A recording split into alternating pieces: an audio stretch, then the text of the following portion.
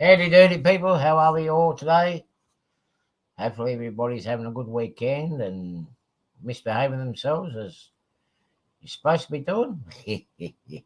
Of course, I'll be saying things like that. How is everybody today? I'm going to have a quick hello to everybody that's on here. Look, I'm going to just bear with me for a minute. I see Boiler Rick has won the cookie, but unfortunately, the kitchen's been closed for a couple of days. Don't want to play now. Okay, here we go. Just bear with me for a moment. That's right. Everybody wants to run slow. The weather's been cleared up. Let me have a look. I'm going to cheat. See who's in the chat. Oh, come on. Okay, who do I have here? Okay, well, Border Rick, you were the first one on. Carolina Hills, Dave, how are you? Christopher, welcome again. Jim Tedesco, welcome. Who else have I got? Mystic, nice to see you in here. Ohio, Stephen Rail, Stormy Rail Production, how are you? Les, hope you're doing well. Marty's Train Shed. Hopefully everything's nice up there in sunny Gold Coast. Gerald, nice to see you in here. Possum Bio, how are you? And of course, we're going to have some more people coming in as time progresses. So hello, and hello to everyone else that's in hiding in the background. Let me just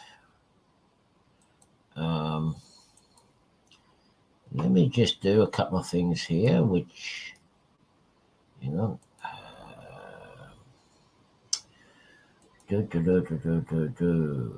me just add some of you guys on here as moderators. That's been on my channel for a while. Yeah.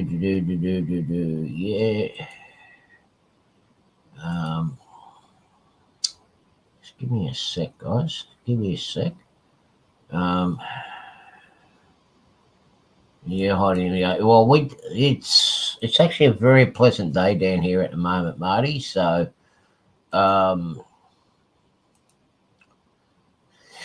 yeah. Okay, so we've got everything up and running. Okay, get out of that screen and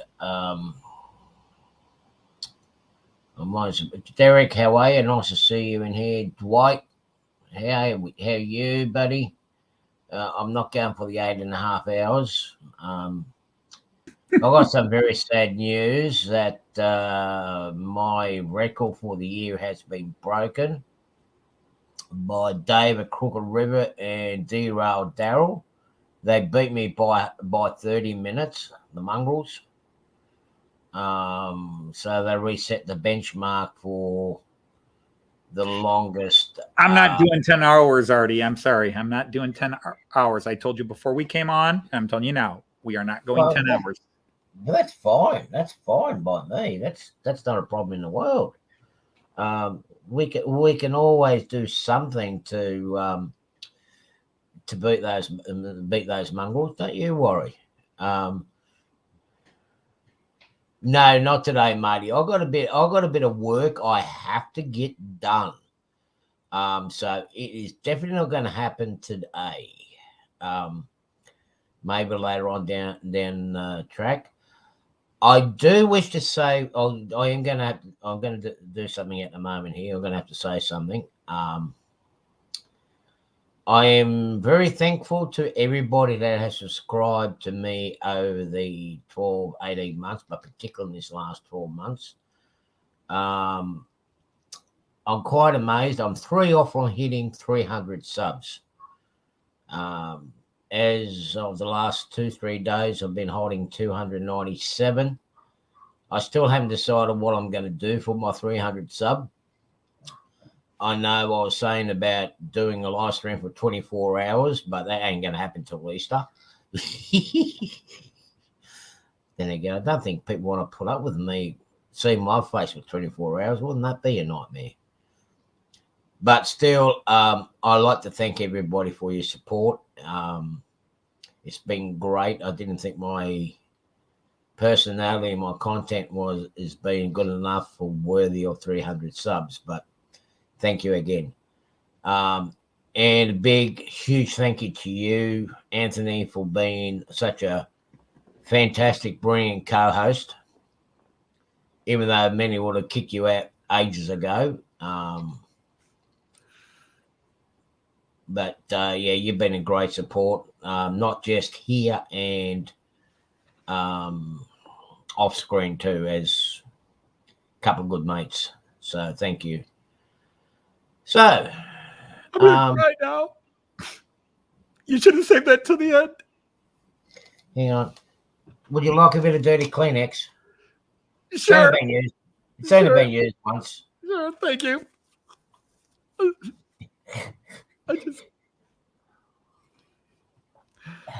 Yep. All right. Okay. Yeah. So, what have I been up to this week? Let me get out of this.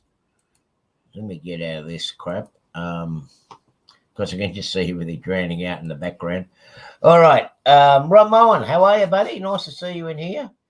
As some of you guys might be aware of, I've been working on a little project for another friend of mine, David at Crooked River. He's doing, as you guys see, he's constructing his layout. He's working on the next level. And I said I'm going to help him out with a switchboard. So I've been working on that. I finally made to do one of the two panels. I've got to paint that up yesterday. We're getting weird. Yeah, well, that's what the show content is, Jim. You know we're weird and nuts. So, yeah, I'm not going to go on the live 8-hour stream today because I want to get the switches, the holes in the switches installed in this today. And have that finished in the next couple of days so I can... and as you can see, Artie has not perfected the ability to make two parallel lines yet. He's working on it. We're getting there, but...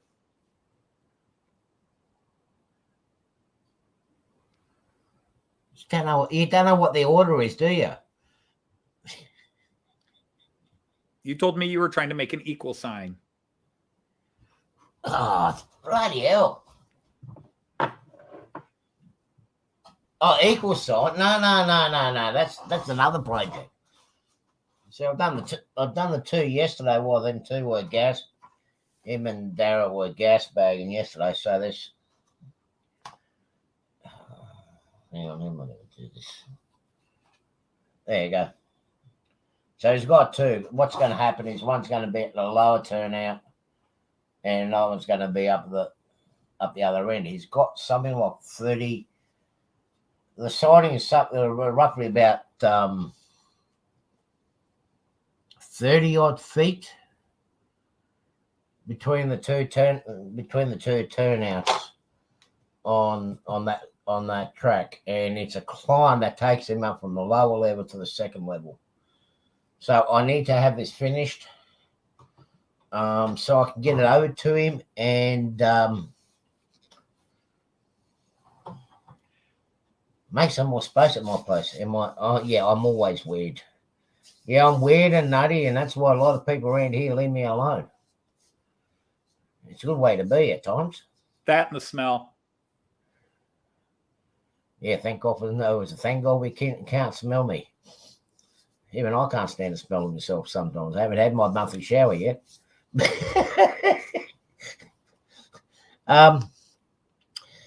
Yeah, so that's all I've been working on. I have got the switches all ready to go in. You guys probably seen the other day. I popped up for just a hangout. as I was doing the soldering and wiring all the LEDs and that for it. So hopefully it works out well. Yeah. Apart from that, nothing else is happening. Still waiting for some components to come to the US from the US. It's arrived in Australia on Friday. Of course, now I've got to wait for it to clear customs, so that's going to be another 5-6 days. Yeah, our postal system. Well, I wouldn't say so much our system, but the US system. It was sitting in the United States for something like 4 weeks. It sat 2 weeks in New York, 2 weeks in Chicago, then eventually made it here via Japan. Yeah. Well, so how you been, Anthony? You been well? You been behaving yourself, misbehaving? Hello, Nathan. Oh, I have been my usual self, so a little bit of everything. The big thing for me was this week I got my ICE4 out. If anybody watched my live stream yesterday, I got the ICE4 out and actually was running after it had not been working. Working, but the motor sounding so bad in it. And all of a sudden today it was just like, or yesterday it was just running. So I'm like, miracle. Because I love that ICE4 and see it running. That was the big deal. Other than that, it's been a rather quiet week. Yeah. Well, I did the diorama stuff where I did the 2 videos where I painted the 4 YouTubers, mini print YouTubers that I know, and bought their figures and painted those. And then I did the where I had the advent calendars for Fowler and Noak, and somebody challenged me, actually a couple of people challenged me to see if I could put them all in one scene. And so I did that. That was just so much. I didn't want to put nearly the work into it. I did, and it still sort of like, I just threw it together, but it was a lot of work throwing it together, but it came out funny. It came out well. I really enjoyed it. I mean, the way, like when you start presenting it on the video with all the figures, some of the figures falling over and whatnot, even though you was trying to tell a different story, another story was panning out from the start of it, which was actually brilliant, and it's totally you. It's totally you, and yeah. I mean, what did it take you to put that together? 2-3 days? Something like that? I probably worked on it a total of 8 to 12 hours over 3 or 4 days. Yeah. Because that's great. Just trying to come up with ideas and going through boxes and boxes of spare HO scale parts from model kits and everything, just going, oh, this could work. And, just what I could throw. Yeah, I could almost pass. I've got the bald head. But remember, to be on the show, you've got to be bald and bearded. Yeah. Unfortunately, Les is, he's half bald. Yeah, but he's got no beard.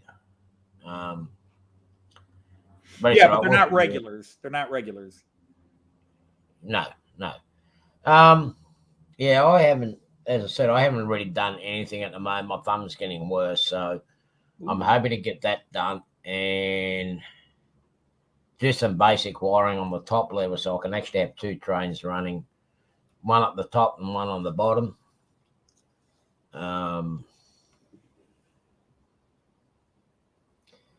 It just, I don't know. I just lost a bit of mojo.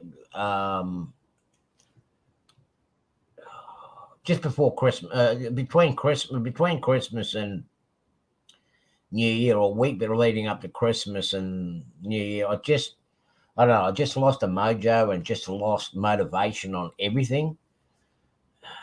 I know. I think it's got a lot to do with what's going on in the surroundings in my life that actually knocked me out and about, and it's like, meh, on top of waiting for things to arrive, which has been a drag. And oh yeah, I mean, real life, no matter, the whole point of a hobby is to escape, but sometimes real life won't let you, and I think for some people, and Artie, you and I have talked offline about, but we share certain situations, and sometimes the thing that would help you get away from the shit that's bringing you down, that same stuff like gets in your head and prevents you from enjoying the things that would help you escape. It's crazy that way. I mean, like I have hey Wigwag. Hey Wigwag, Stephen, how are you? And Derek Alexander is here. Hello, Derek. We have a lot of Joyce is sneaking down the stairs. You can't see it with the background here. That's all right. Yeah, there have been live streams where we talk about mojo and how do you get your mojo back, and there is no one singular answer.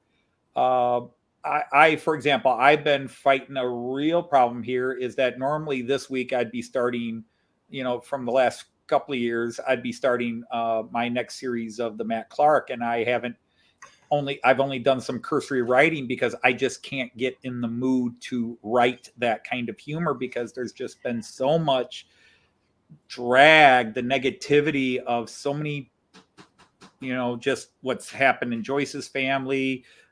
Yeah. Several of my friends passing away. It just, the things that I enjoy doing and would be fun to do, just. Yeah, well, I had the groove going. Yeah, well, I've got a good friend up in Queensland. It's not doing too well. Plus, right. Then I had another one just a week before Christmas. That died as well. Their niece died suddenly. Some of the Australian people know what happened here a week before Christmas up in Queensland. I don't want to put it up in here. Right. That was by. It was plastered all over the national news anyway. So I had to take time out and spend a bit of time with them. But my biggest thing that brought me down is, okay, I'm struggling with my hands. Mm-hmm. And as some of you guys have been aware, I've had that accident in 2020. And it's knocked me about. And I haven't had a break at all for myself for 2 weeks, just to rest there, just to have a break. I'm going to surgeries. I'm recovering from surgeries. Now I'm going to rehab 2 times a week. I'm still getting. I'm going to what you call it. Trying to deal with the nightmares that I'm having. But I'm not getting my sleep and whatnot. And I'm just so exhausted. I'm so drained. I get up in the morning, spend 3-4 hours just catching up everything, and then next minute I just go blah. The wind gets knocked out of me. Mm-hmm. I've got to go lay down for a couple of hours and get up, another hour or two, and again, blah. It knocks me again. I mean, I'm just exhausted. I'm tired. That's why so many people. G'day, Dave. How are you? That's why so many people see me here in odd hours of the day. I'm not sleeping well. It's not that I don't want to sleep. I can't sleep. I can't fall asleep. When I do fall asleep, it feels like I slept for 8-9 hours. But in actual fact, I've only slept for an hour and a half. And then I get the nightmares on top of it, and I just can't do it. And I'm like, no, I'm taking 2 weeks off. And then when I mentioned the 2 weeks off, I had that friend's niece that got died, and then that another friend of mine up in Brisbane that's not doing too well. It just knocks you about, and I wanted to get a fair bit of this done on my layout before my next surgery because I know I'm not going to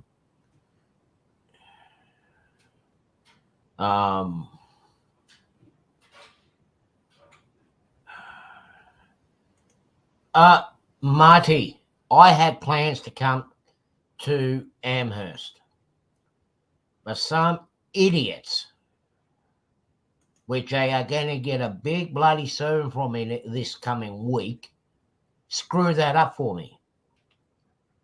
I had a plan on how I'm going to get to the US, which is another problem I'm going to need to get dealt with. They decide they're going to make a medical appointment. They want to start the proceedings for my compensation on the 30th of January. There's no way in the world am I going to Amherst on the 28th, get snowed in Boston, because I know in Boston it gets snowed in pretty bad there. You get stuck there for 4 days, I'm going to miss out the doctor's appointment. No one's communicating with me, and I'm sorry, it annoys the crap out of me when something important it needs to be done and no one communicates with me. And I'm getting sick and tired of these people and other people messing up my Christmas plans when I want to get over to the US. Basically I'm saying I want to get home for Christmas to spend time with my extended family in the US, and someone's got to screw me over at Christmas time. I haven't had a single family member around here, my blood family members. G'day, MS Hunter. I haven't had a single blood-related family that could say hello, Merry Christmas, how are you? Let's get together. How the hell are you? Lehigh, how are you? Sorry, man, I'm having a rant now. I've got two of my cousins up here visiting my mum and dad's place, and Les knows how far Unadera is from Berkeley. It's on the other side of the hill. Now, it's a piss poor excuse when you turn around and say, we don't know how to get a hold of you.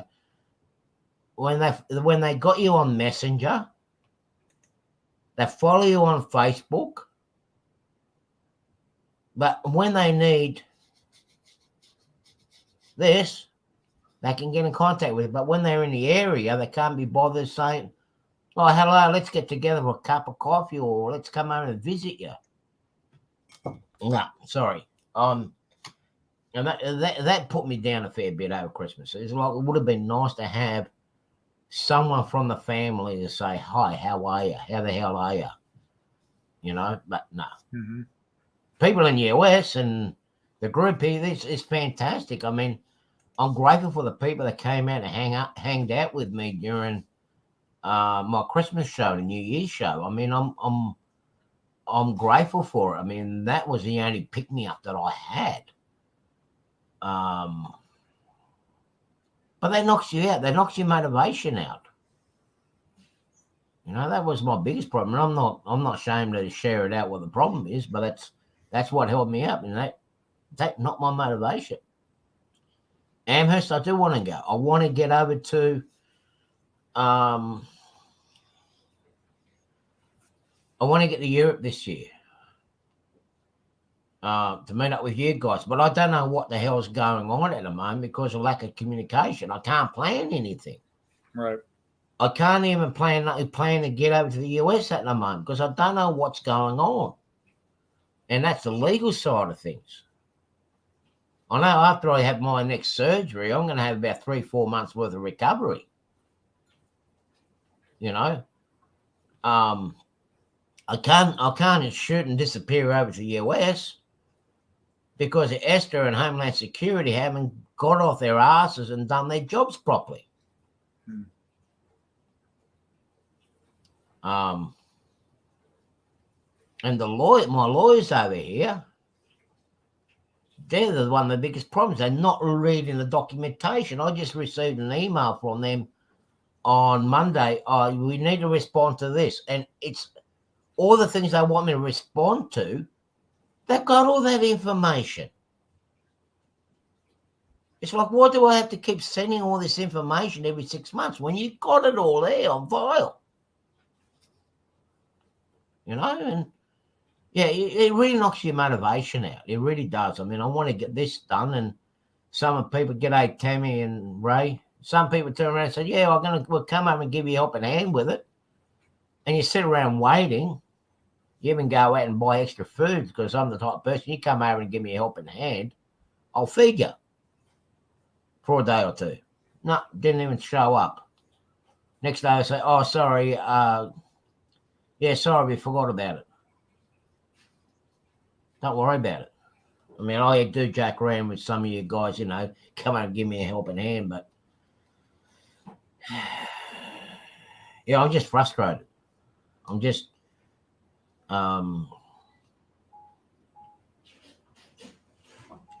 well,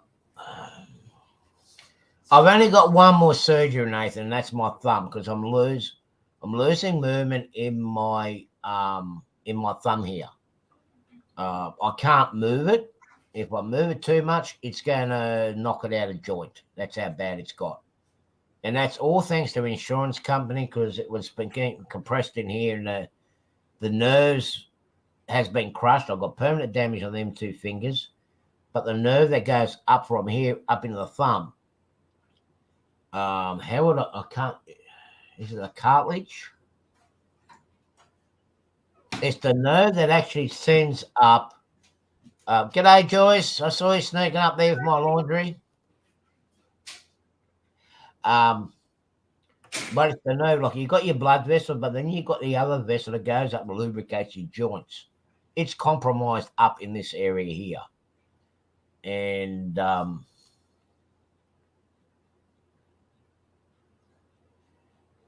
want to do that, John. I want to do that. And you know what? I am going to make an effort.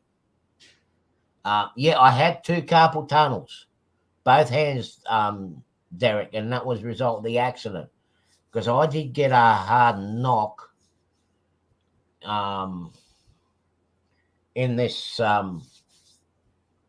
in the palms and the hands and the muscle. Actually, what I'm going to do is I'll let you guys. I haven't disclosed it, but I'm going to show you guys the accident that I had, so you get the picture of how hard the knock was.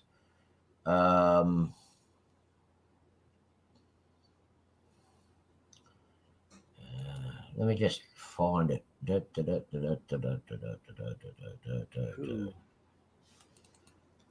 Yikes, Ian.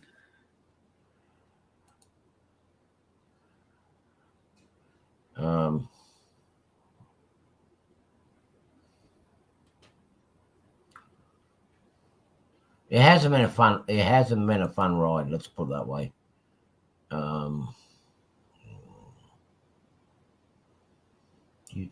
Yeah, good luck with that, Tammy.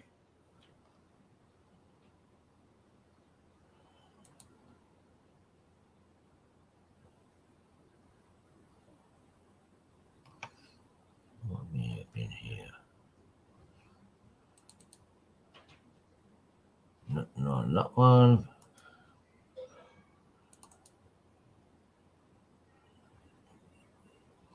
Not in that one.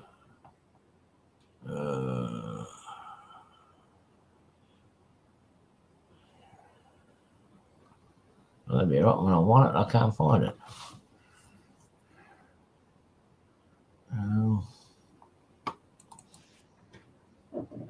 Nope, not in that one either. I had it the other day.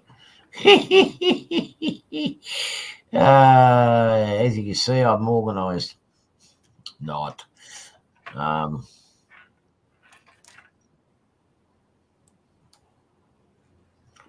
I've got too many hard drives hooked up to the.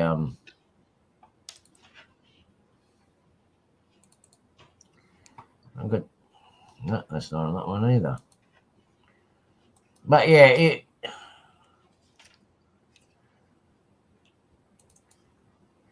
Not that one. Oh, it's got to be here.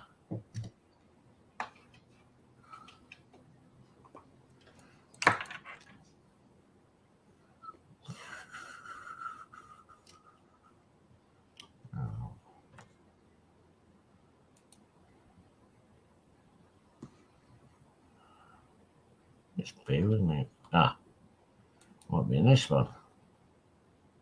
No. That one? No. That one. Oh, yeah, it's staring in your face. It's staring in my face. If it had a hand to reach out, it would have slapped me. Don't you just love that?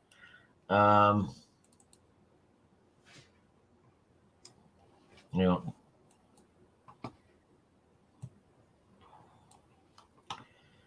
Okay, let me just share this with you. This is from my dash cam from the truck.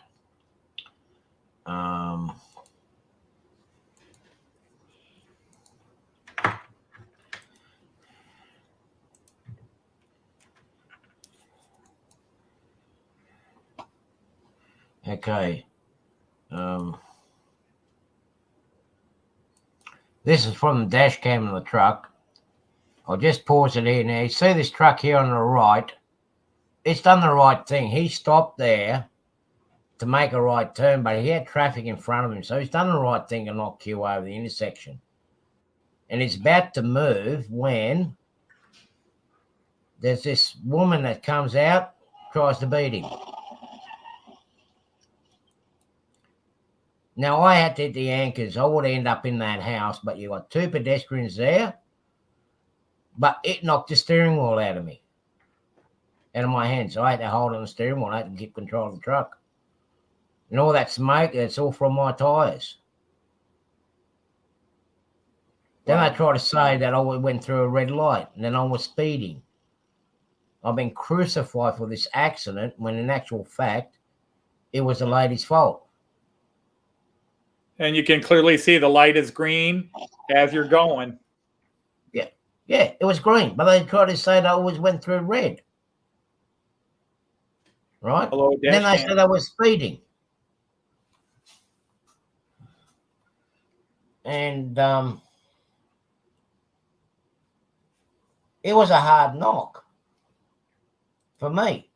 Now, where she ended up in the truck, she ended up in the service station.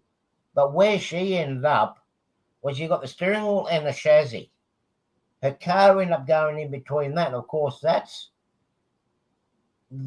knocked it out.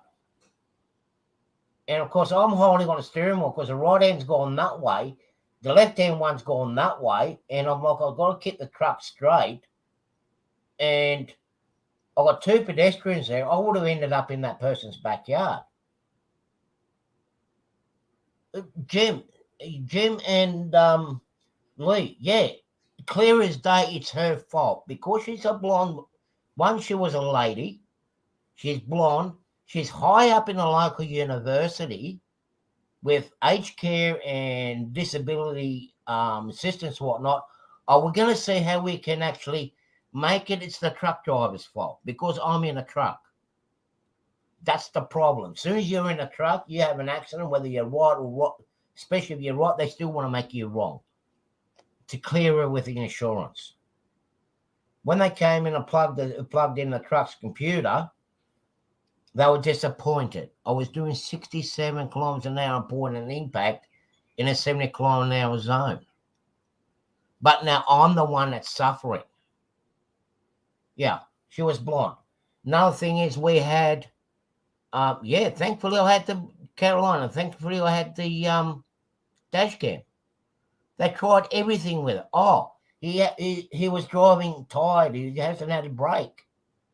But the computer showed the truck didn't move for 36 hours beforehand. And like previously, and before the accident, the truck didn't move for 2 hours. They didn't have a leg to stand on, but I'm still the one that suffered for nearly close to 3 years. I had 2 surgeries on my shoulders. I've had one on this hand, one on here, and now I'm going to have the second one on this hand here. I've had a broken finger, and neck is still recovering. Yeah, I'm in a truck, but it was like hitting a brick wall.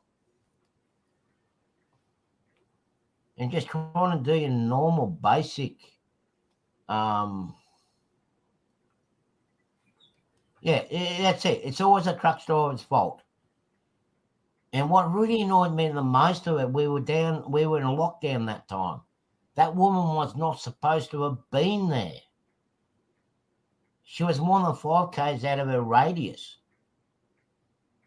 You know, she didn't need to be in that area. She was 30 k's away from where No, she didn't. No, she didn't get hurt. But mind you, here I'm sitting in the truck in pain and agony, freaking out. Everybody's gone and run to her. It took about 15, 20 minutes, and only because one of the people from the house nearby saw me in the truck still. But no one came to see if I was okay. Yeah, that's what it is, Marty. They are blaming it on the working man. They're blaming it on me. I'm not even getting my full income. I'm only down to 80% of my income. I've lost so much work. We had the freeway construction, because the work that I do road surfacing. Now, we're the second last people on the road project. We put the hot mix down, or as you Americans say, asphalt, and then I do the line markers. The line markers are the last ones on. We've had a big project down here. I missed out on at least $1,200 a week on top of my wages. Mm-hmm. Right? We've had all this rain and floods at the moment. It's giving us more work. I can't do it. Yeah, they always try to blame us. And as you see, it's clear as day, it wasn't my fault. I hate surgeries too, because of the recovery. Look, I'm not afraid of the surgery. It's the recovery. It just takes so much time away from what you've been able to do. I mean, that's why it's taken me so long to build this. I'm doing as I'm able to and capable. My biggest and hardest problem is twisting wires and holding on to nuts.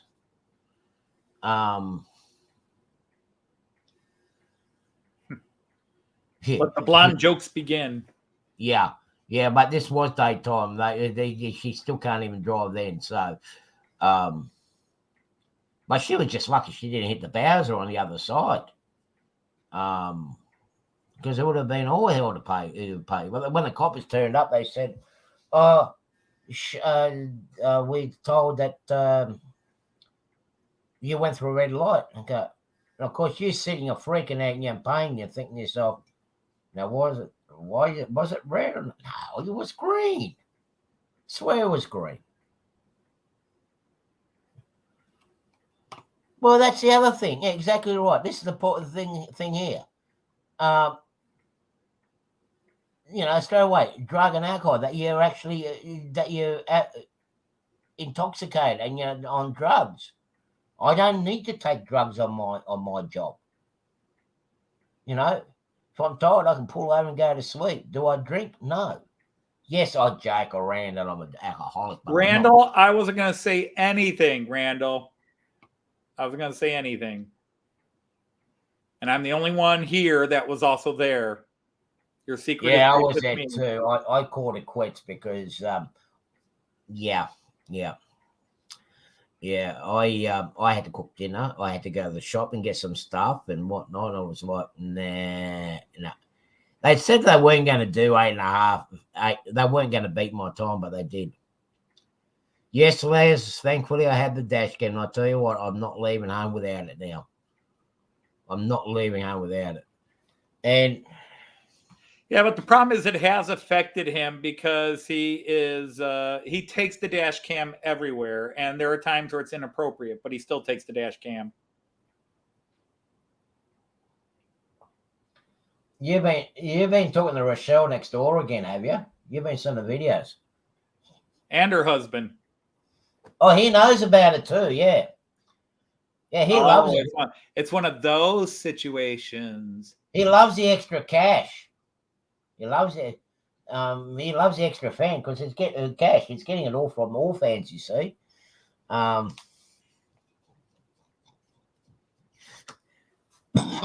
they knew I was putting the cameras in when they were constructing the new house. But the whole thing, the worst part about it is I haven't been able to drive anywhere after the surgeries. I had to rely on someone else. I used to smile a lot. I still do. I try to do me first. The Kempsey bus scene. Oh, I wish we had the cam for that one too. I'll tell you what, that would have resolved a lot. I didn't see that one, but I I was one of the first lot of guys that rocked up at the Grafton bus and truck accident, and that was a huge cover-up. What was that he's saying? Of he wasn't He as says hairy. you weren't as hairy then, back then. Yes, I was. Hang on. Yes, I was. Here's an in joke. He's in all the bear posters.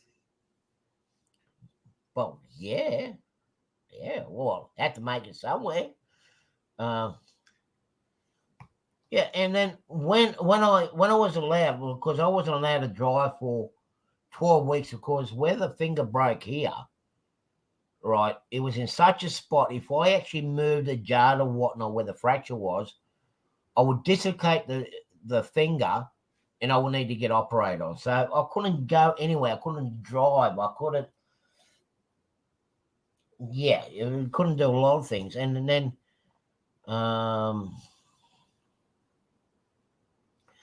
let me see if I can find this other one. Flipping people off hard.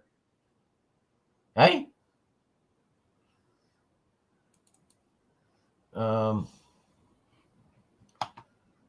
where is it?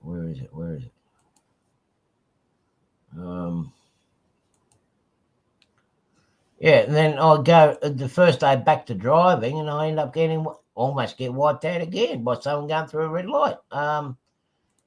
Where is it? I did see the video here a moment ago. I'm going through it again. So it really doesn't help your mental state of mind. Okay. Let me just pause this. I've got this. Okay. Les will know where this is. It's changed a bit. Oh, that's what I wanted. I mean, this is what happens the first day I go back to driving.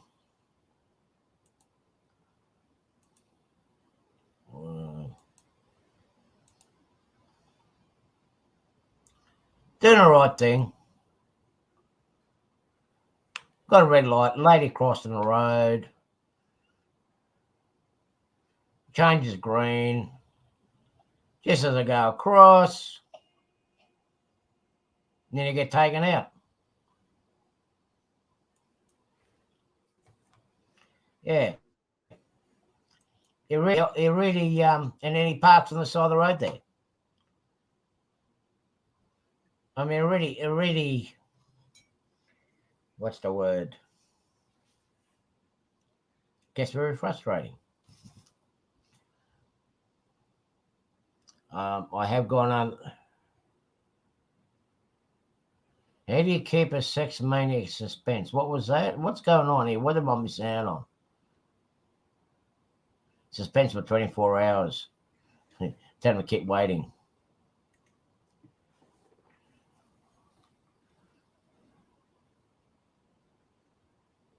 What's that? Buy some Amazon gift cards and send me all their numbers. It's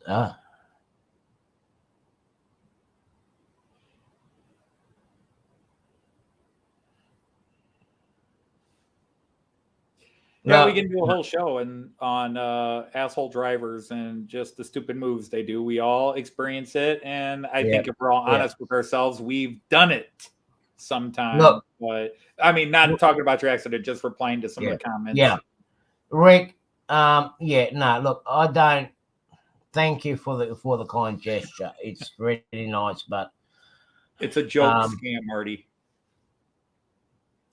I know, but I know he's always up to something. He's just as bad as you. Just kidding. I know the way you kid, Rick. So yeah, I want to put it past you turning it into reality. G'day, Randall. How the plumber? How are you, buddy?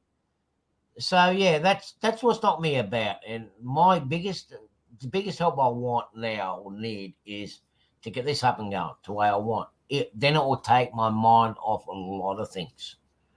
It'll happen. Well, the only thing that'll get it up and going is you getting up and going at it. Yeah, true. And boy, doesn't that sound suggestive.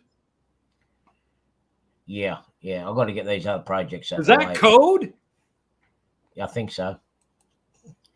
Okay, enough of my ranting and bullshit and whatnot. I am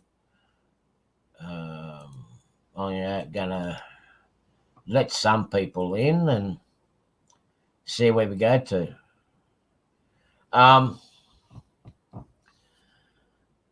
But the whole thing is, it's my bread and butter. I mean, I've got to get, basically, as I say, you get off the horse and get back on it. Yeah. But you're Australian. Shouldn't it be your bread and Vegemite? Yeah. Yeah, but you can only have, oh, shut up. You know what I'm bloody well talking about? Gotcha. I've got to put it in an international term where everybody can understand. Right, that's what it is. You got to make it international so everybody understands. Right. Yeah, especially some of you Americans, they don't understand the English language. Not the way you speak it. I mean, even the Poms don't understand stuff you say. G'day, Randall. G'day, Nathan. How are you? Hello, Randall. Hello, Nathan. Oh, yeah, fresh rolls. Oh, where that last clip is, Les, there's a bakery just up the road from those traffic lights, and I tell you what, they make the best pork rolls in the area. And I tell you what, he's got about 4 or 5 different flavors, and don't say that, Marty. Don't say that. Pork rolls are okay. You just got to find a steep enough hill. We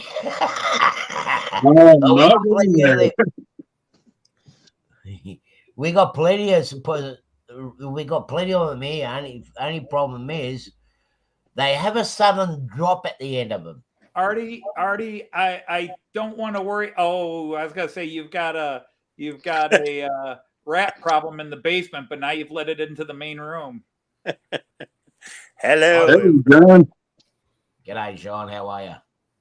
Nice, thank you. And how are you? Or I shouldn't ask because I have followed you for the last 50 minutes, bitching about.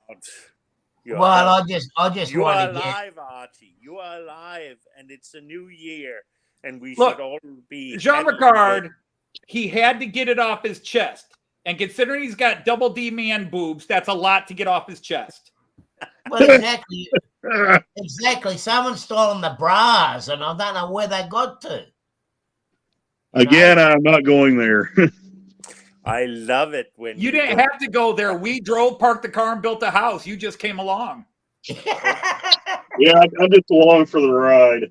That's what I always tell Joy. She gets a chest cold. She goes, I can't get this chest cold to leave. And I said, well, if I were cold, I wouldn't leave that chest either. I'm sorry, kids, PG-13.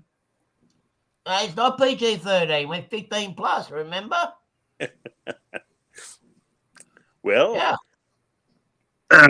Why are you putting all those restrictions on you? In Denmark, this would be kindergarten stuff. Oh, of course. Are those antiques, Randall, behind you? Sort of. That's my mom's stuff there behind me. So that was stuff she had. And, I'll be back in 2 minutes. She was a big collector of China, among other things. So so yeah, she was a big fan of that stuff. So I was a collector of China too, but I got both of them and I had to stop. So when she passed away, I guess my brother's going to get it. So I didn't want to keep it here.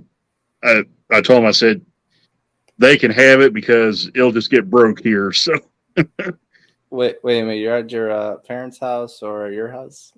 This house actually belonged to my grandparents. It was built back.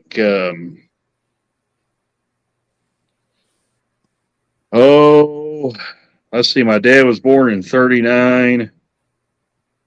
So I'm going to take a stab and say early to mid 40s, because if I remember right, my dad said he wasn't very old when they built this place. So Interesting. in fact, this house was originally built without electricity. They didn't put electricity in here, I don't think, until the 50s. Wow. Yeah.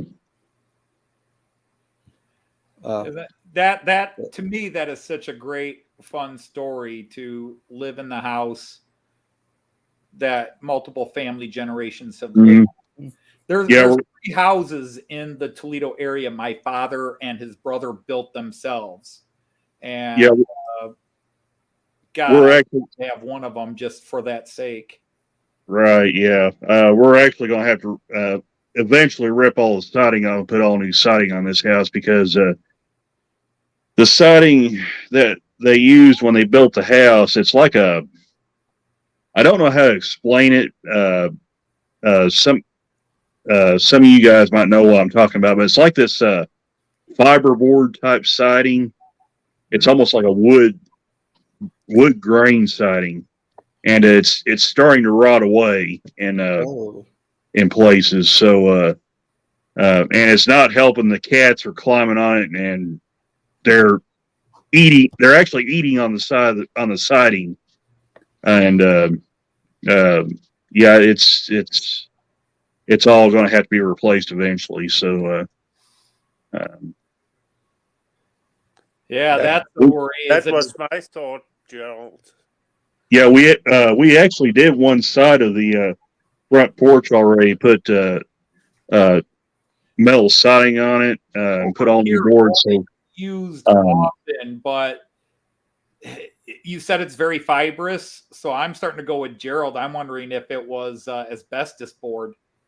If it's fibrous, it could be. I don't know really what type of siding this is. I know it's really old siding. Because, like I said, when this place was built, my dad wasn't very old, so I'm going to say it's probably close to 70 years old, if not over that. That's crazy. If it's stringy, it's got real fine strands and string inside it. That's asbestos.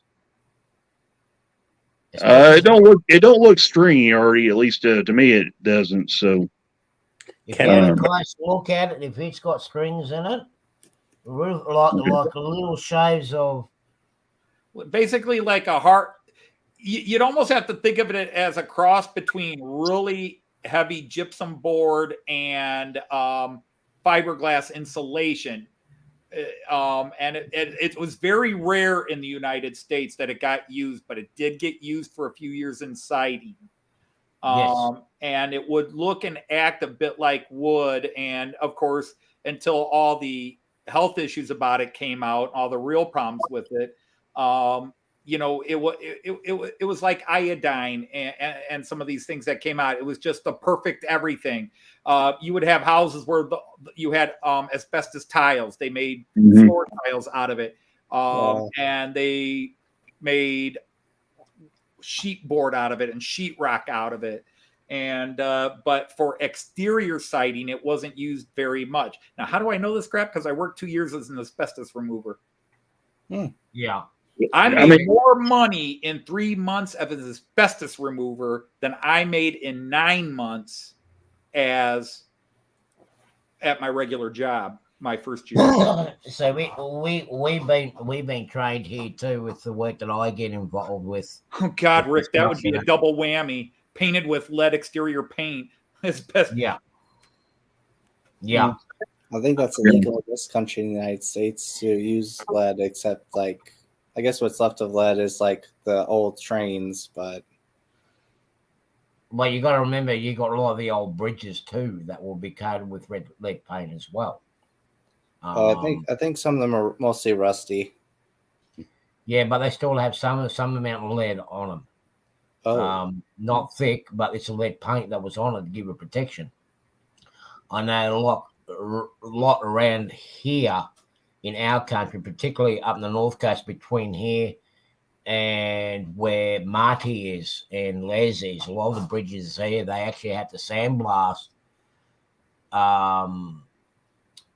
in a safe manner where they cover the whole bridge with tarpaulins, and as they sandblast them, they'll vacuum out the paint because it contained lead, and they actually repainted it with a new coat of paint. Even at Sydney Harbour Bridge, they've done the same with the Sydney Harbour Bridge. Oh wow! Because it contained lead paint in it for all those years. What happens to the remains of the paint? Does it like get buried or something? They what? What do they do with the paint stuff? It has to be sealed up and then taken to a specialized disposal site. Yeah, and it gets buried something like about 500 feet, 600 feet deep. Now it's funny to say, like where the Olympic Park in Sydney, that used to be a toxic dump. Wow. Where a lot of that sort of stuff went and it was buried. A lot of it's buried underneath there. Les will probably know if he worked for Marauders and taking some stuff up there. Sounds like there'll be a lot to decompose. I just know when they would paint this house, they would go to Walmart and get the paint. So, well, lead-based paint's been banned since the 70s. Yeah. Well, I think they only stopped it here in late 70s, early 80s, but there were still guys, particularly like out the steelworks. And this is another one that Les will probably know about. Like a lot of the places up on the other corner of the hill near the steelworks, a lot of people end up getting paint from the local steelworks. And of course, one of the paint from there was Derek. Don't wish that on board. It's a possibility. Yeah. Guys used to come up, used to get tins of paint with a hint of sugar. Yeah. But it was funny. There was one guy that ended up. Oh, it was so funny. Near where number 1 blast furnace used to be. He'd get all this paint and whatnot, but he was in the painting department. The whole heap of paint went missing. And now what he ended up doing was, people used to get tin shoots and whatnot, but he ended up painting his roof with it all. That sounds dangerous. That's our colour. That's our paint. Where did you get that from? Oh, I bought it. No, you didn't. You bought it and got it out of our warehouse. He painted his whole house using his paint that he got out of the steelworks. Sounds like he stole it and might have done some crime with using the paint anyway.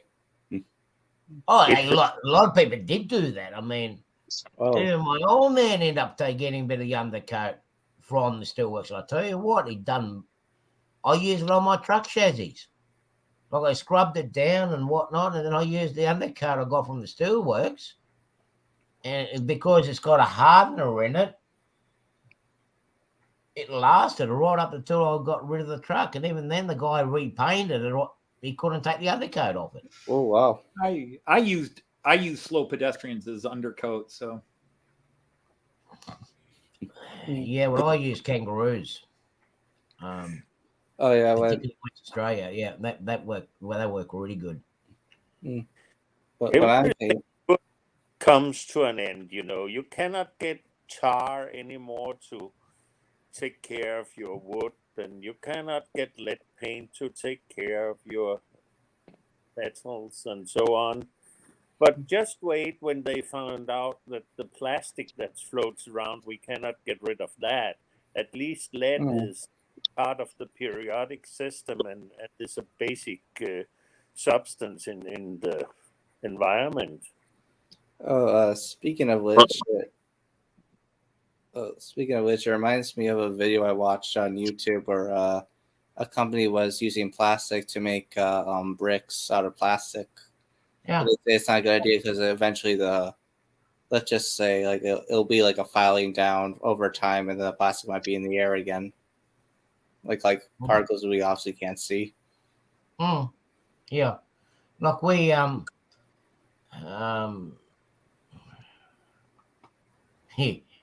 here's a funny one. Marty worked at the Datsun factory in Melbourne.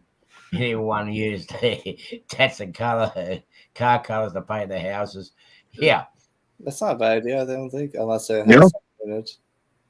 Hey, that's before security got tight. It was thanks to those old people that ended up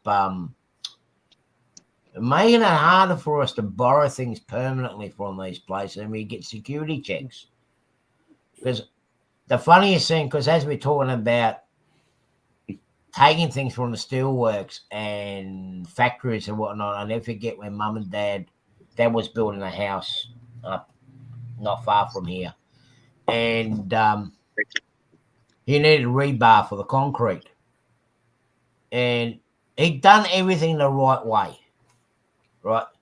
They were still making rebar up here. We ordered the rebar. I was working for the local trucking company that even Les done work for him. Got their little truck, put it in the back, and delivered it. But that wasn't a problem. The problem came afterwards when they had the old hardwood scaffolding in the steelworks they want to get rid of. Dad, because he worked on the cranes and whatnot in the transport department, he had that dropped off at the bottom of the hill. He had the trucks drop it off there, and then what he would do, he'd be carting it up to his house. Another job we got one of the Brambles blokes to drop it off to us, and the security got onto him. All this steel, you're taking it out of the steelworks. He goes, no, I bought this. Oh, what are the timber? And he goes, I've got the paperwork here. We're getting rid of that. That's scrap. Oh, we've done everything else. But as soon as they see that, there's some monkey business going on, bang, they'll straight onto it. You just have to wax the house before winter.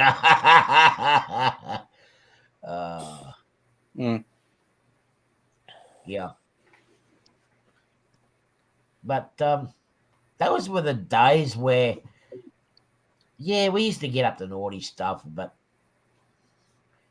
as long as you didn't go overboard, you would have been right. It was like even with me, like with the loads when we used to have tarpaulins, I thought it was like we used to do juices, beer, whatnot, coming up to Christmas time.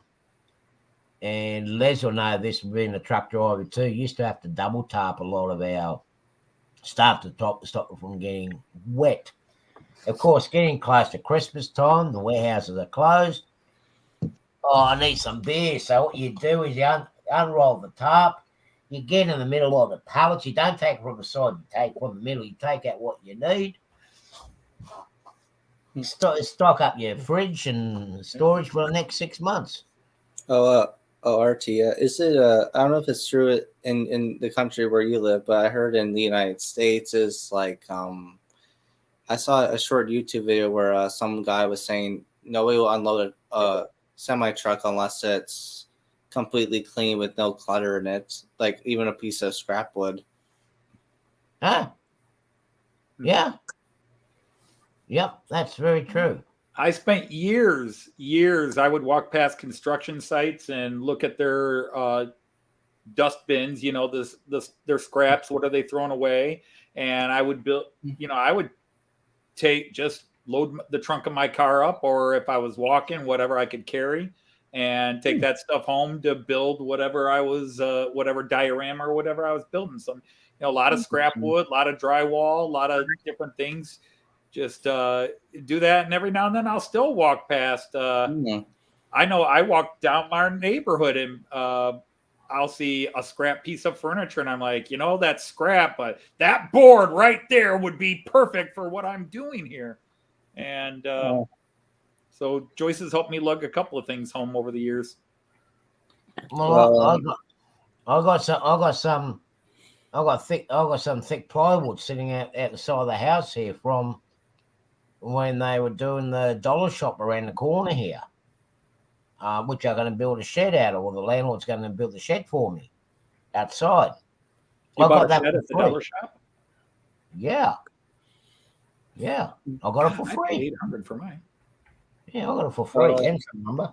But Oh, what they done was while they were doing the shop up, and this is the advantage for those who live in Florida. You know how they board up the house, the windows and that. These are free plywood, because they take that Nice. down, and what do they do with it? They throw it away. There's free plywood. The shop down here, they end up closing while they were constructing it and doing it up. They had all plywood around it. It's basic vandal proofing. You don't see what's going on, and go, oh, plywood. Oh, speaking of getting stuff for free, there's so many times I was allowed to get a lot of cardboard boxes at my work called Chester Market. I doubt people would know it, but you can actually ask to get free boxes. So I did at first when I first started working, and got like a ton of it. Anytime somebody's moving, or when I was closing my classroom down and had to take a bunch of stuff, I needed boxes to cart everything, pack everything up, and ship it to various places. Yeah, first thing we do is go to the grocery store, and do you have any boxes? Here you go. Well, there are two things that could happen to those boxes, which I did do before. One is if there's enough room in the dumpster, I throw it away. We'll have to cut it down first to make more room for more boxes, and then if that doesn't work, if it's completely full, I get to have the opportunity to burn it all behind the store where nobody sees it, but you probably could see smoke. I mean, later on, once I start doing the main section of the layout here, a lot of scenery material and that, I will be getting it from my workplace. I've got gravel, I've got dirt, I've got clay, and I've got everything that will make my roads out of. Like you've seen the road that I have for my let me see if I don't know if I hooked it up. The road at Randall's Run, the dirt road. That's the dirt from just up the road here. I didn't buy it. I just go out and get it. I got containers full of fine dust gravel. That's pulverized sand. Well, I just go to the local beach, but you got to go to the right beach to take it. You know. Interesting you say that. You might think this is weird, or people might have seen me do this in public, where I go right next to my apartment on the sidewalk and I use a dust broom to sweep all the dirt, just like the dirt, and then sift it for like the small parts, like somewhere to sandblasting, and then use that for my layout as scenery. Like basically put glue on it, then paint over it as a texture thing to make it look like grass. Well, that's right. Well, you can do that. And look, with me here, when I'm doing my layout, like you do your ballast and you put your grass and everything else down, I don't throw all of that out. I'll get a little bag or something, or a bit of pantyhose, and now that I've got this new vacuum cleaner, I can gather it all up and I'll reuse it. And I can reuse it like, let me move this camera. Do you have a sister that you use for that when you use the vacuum cleaner to reuse your stuff? Yeah. You see, Nylon, if you have access to one. Access to a sister. Well, see how I got the grass up on the hillside there? Oh, I can see that now. Right. And how the gravel and all that is rough and dirty up there. Oh, interesting. That's all used from stuff that I've actually vacuumed up. Well, he'd have more of that too if he didn't roll and smoke half of it. Curious. Stop giving away my. Sorry, guys. Stop giving away my secrets, there, buddy. All right.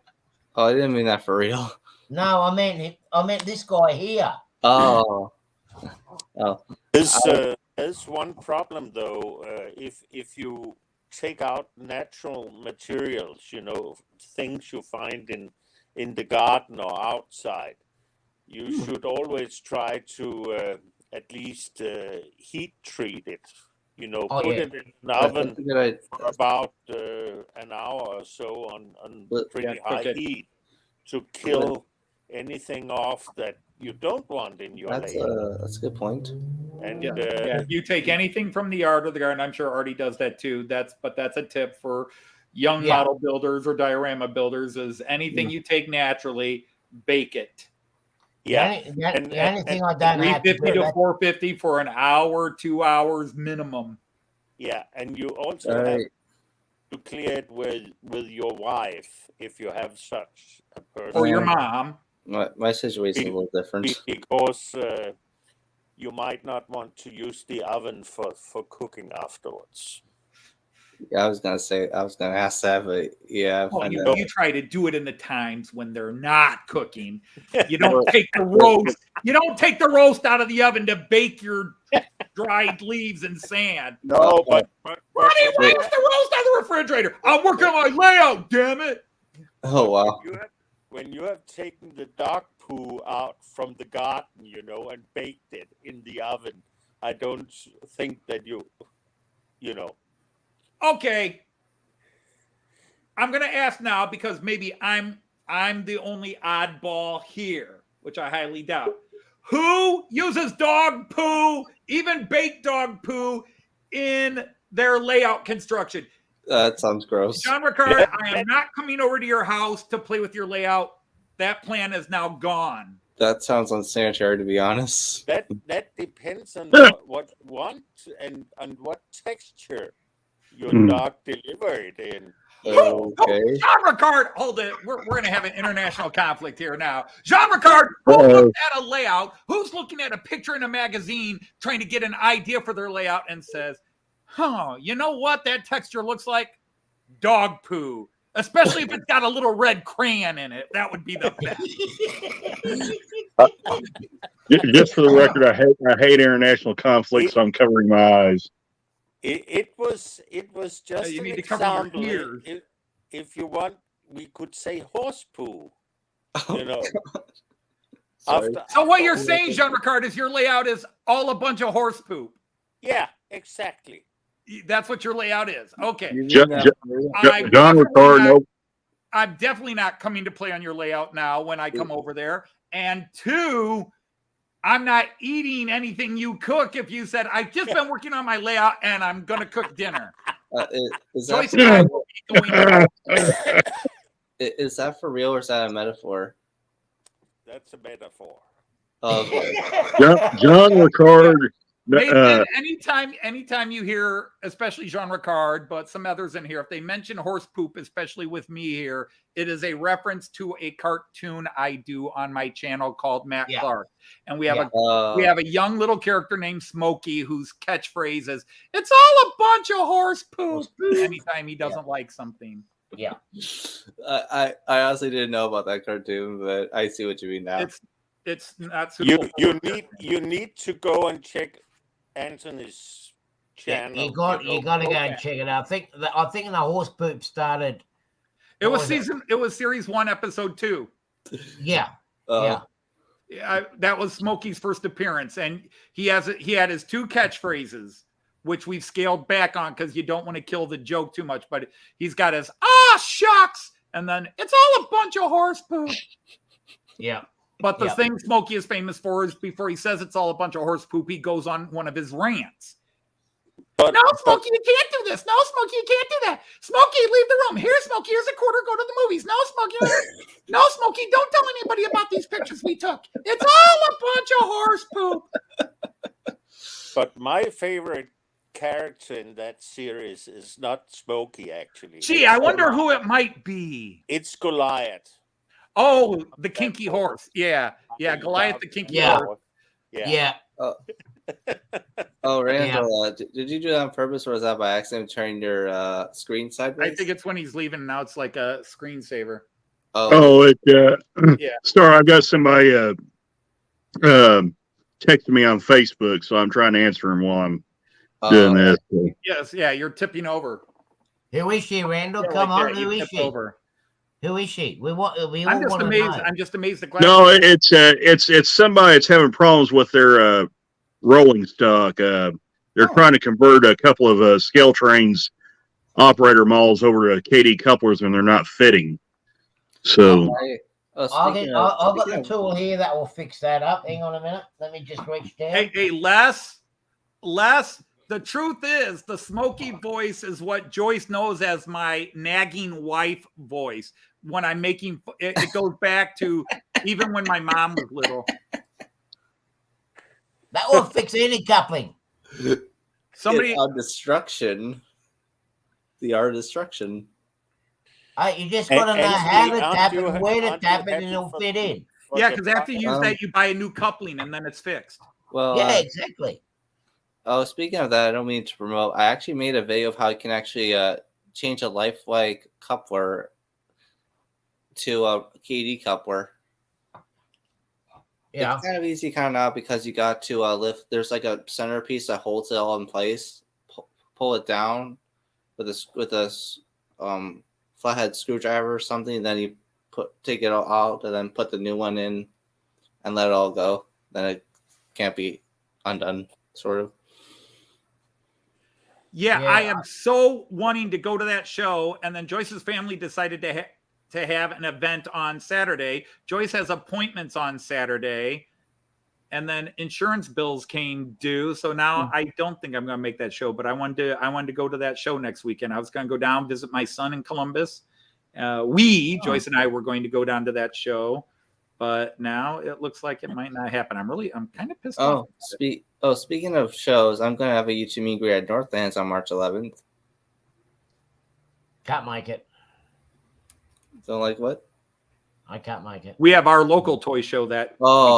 I'm sorry. I won't be able to make it because the way my job functions and everything else, my personal life, personal life and everything. It makes it nearly impossible to do anything. So it's for anyone, but yeah. Back in the mind. Anthony, I just want to say, if you are missing a train show, you should get to Neumünster in Schleswig-Holstein the first weekend in March. Yeah, not happening. Pardon me? Can't happen. There's no way I can make a train show in March in Schleswig-Holstein. And just leave Joyce at home and take a plane over here. You have the time. Jean-Ricard, first of all, if it were financially feasible to just hop on a plane and go to Europe, I'm not leaving Joyce behind because A, I ain't leaving Joyce behind, and B, Joyce wouldn't let me leave her behind. Okay. She's like, bullshit, I'm going to be on that plane too. Okay. Oh. You're really under command. That's nice to hear.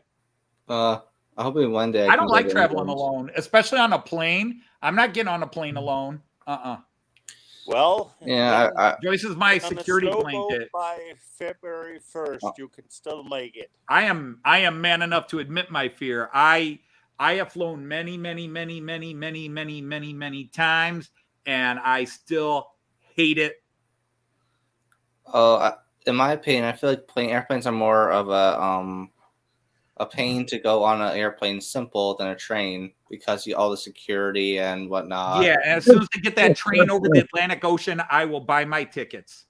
You can actually drive across to there at the moment, Anthony. Boilermaker Rick, standing on my head is not very good for my health, so I don't think I need to be doing this. So. You can drive to Denmark at the moment, Anthony. You got to take a bit of a detour, but you can actually drive into Denmark at the moment. I don't think Greenland, the water around Greenland is iced over you much. Have to go through Siberia. You got to go right over the top. You got to go up to the North Pole and come back down. Yeah, exactly. Even Norway, you could get to Norway that way, but you're still going to have to go over water somewhere. Anthony, you take the Alaskan highway, go to Alaska, cross the Bering Strait by ferry. That's a short trip. Then start north in Siberia and just keep on driving westwards, and then you'll end up in Denmark eventually. Yeah. So to go to this train show would then cost about $15,000, $16,000, $17,000 to do that. Yeah, no. I don't know how much it would cost. Exactly. That's why you're suggesting it, because you don't know a damn thing. I wouldn't go through You're Russia. a typical right idea, now. man. I've got an idea.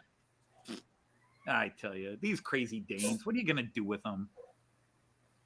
Well, if We don't let them go on Viking raids anymore, and this is what you get.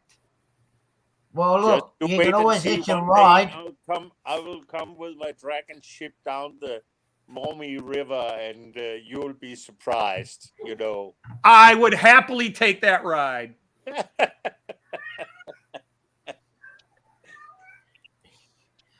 But you got to be careful, though, Anthony. You know, you cannot go to, Jean Ricard is actually plotting there at the moment because he wants you to take Joyce over there, and he's going to keep Joyce over there with him, and he's going to send you back home in a box. Oh, I'm fully aware of these. That sounds messy. I'm aware of these devious plots. Yeah.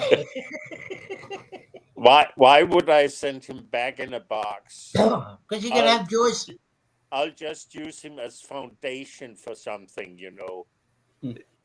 Yeah, I'll become part of his wouldn't go layout that a couple far, years but- later. Yeah. When he runs out of all the dog poop, then he'll use what's left of me to build his layout, right?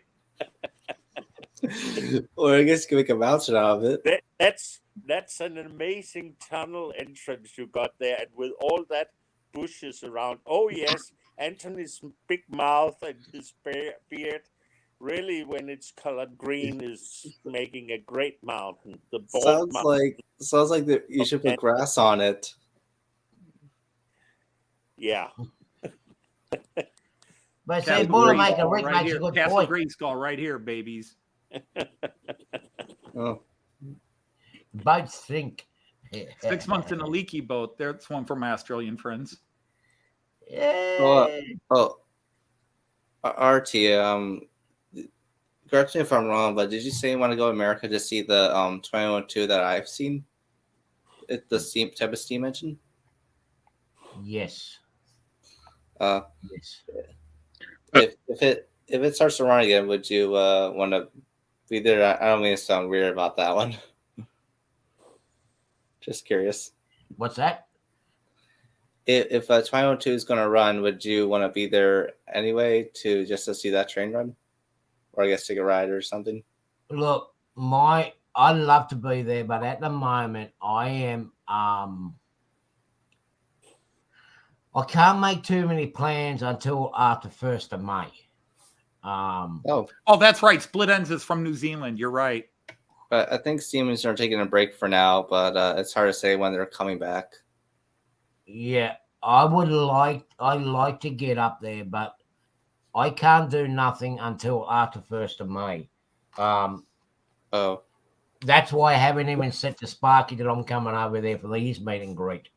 Because the whole issue is I have actually got a meeting and / interview or whatnot with the US Embassy here in Sydney on 1st of May. Hey, hi there, Trackside Mike. How are you? Which I booked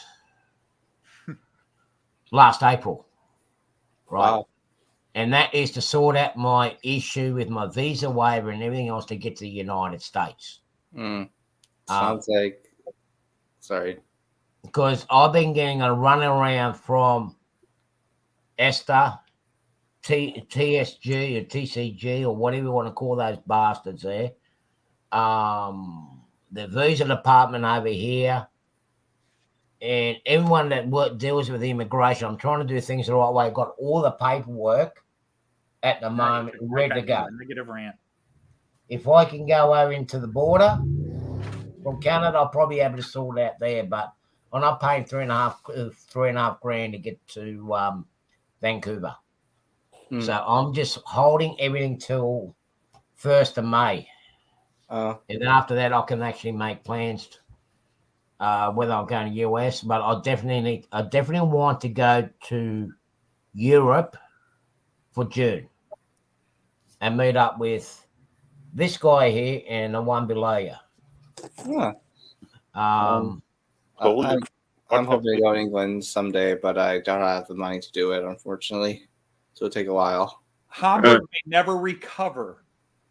If Artie, John, and I are in Hamburg at the same time, that city's seen a lot of shit in its history, including being burned down by the Vikings 4 times. We're gonna make it 5. We're gonna come down in Jean Ricard's longship. It took them a while to rebuild it after the war, so well, technology has I've been improved to Hamburg since then. many times. I love the city. I love the city of Hamburg. But if we can get Artie there, it's going to be great. Because, see, we tried to get Artie in a different way to get around the visa issues. But Artie just won't let his hair grow out. Because we were trying to get him in. We were telling him just grow your beard, grow your hair and everything, and just don't wear a shirt. And we were going to get him into the Toledo Zoo as a wombat. That sounds spicy. It'd be much easier. See, there he goes. How about it's Artie Ross. The 70s disco wombat. Artie, when you put that wig on, I just want you to kick your feet up and show me your moonwalker. Well, not your moonwalker shoes. Your platform shoes with the goldfish in each heel. No, sorry. Daryl's taking that back. Daryl's taking them back. They weren't mine. They were on loan. They were Daryl's. Here's an idea. Artie, what? Wait, sorry, what? No, it's all right. Go, Nathan.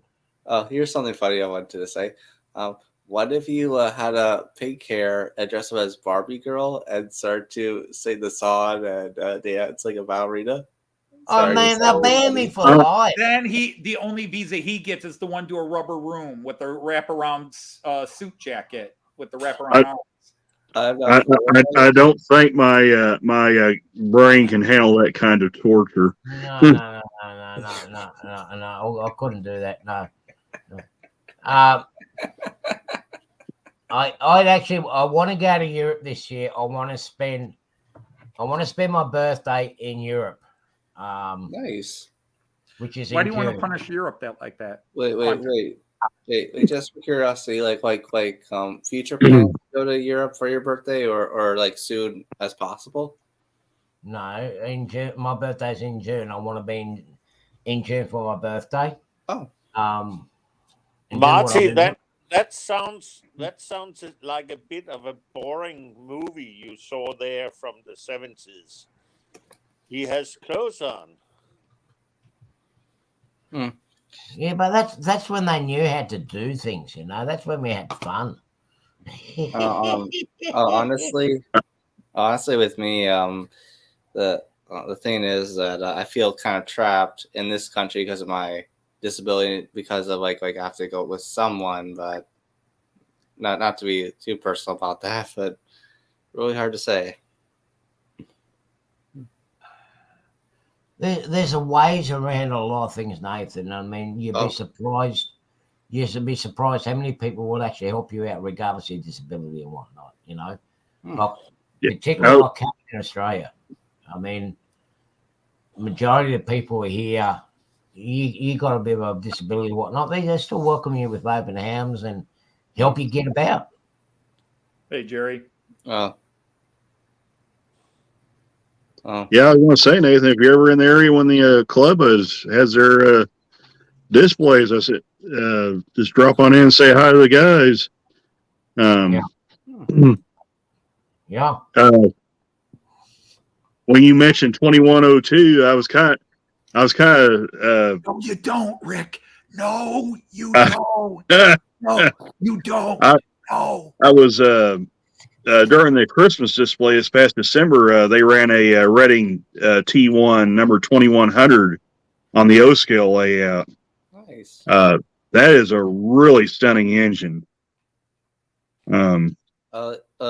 if you, I know it's like I've seen a type of thing, but if you see 2002, it's really impressive of what sounds it makes compared to a different engine, but because it's more, the more rare it is, I think, the more special it is because you won't get the sounds from anywhere else.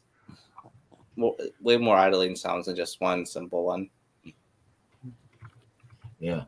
No, well, as I said, that's my plans for this year because of the foul taste that I've got from what happened. I do want to go to Europe. I want to meet up with these clowns over there. And then from there, I'm going down south. I'm going to go into Austria, near the Austria-Switzerland border, where they're going to have the music festival, spend a week there. And hopefully, if she's still alive, I'm going to go down into Croatia and visit my auntie. Say hello to her and spend a bit of time with her down the Adriatic Sea. If I get the nerve and the strength to go into Bosnia, I might even end up going into Bosnia. To check Don't start a conflict down there again, Archie. I didn't start last time either. Have just finished, getting anything kind of calmed down there, and now you're going back. Too late. It's already breaking up. No, Archie. No. No. It'll be okay. I'll just speak English to people that I don't know and not related to. That way, I'm not going to get shot. Yeah, and Artie, just in case some people don't know, you served military combat time over there at the height of that Civil War. Yeah. People need to know that. Yeah, I did. I actually did. I did spend a lot of time there, particularly in the central Bosnia and whatnot. I spent a lot of time. So he saw some real shit. Yeah. I want to go and see my fiance's grave and just give you a bit of ruse. Sorry, guys. Yeah. Okay.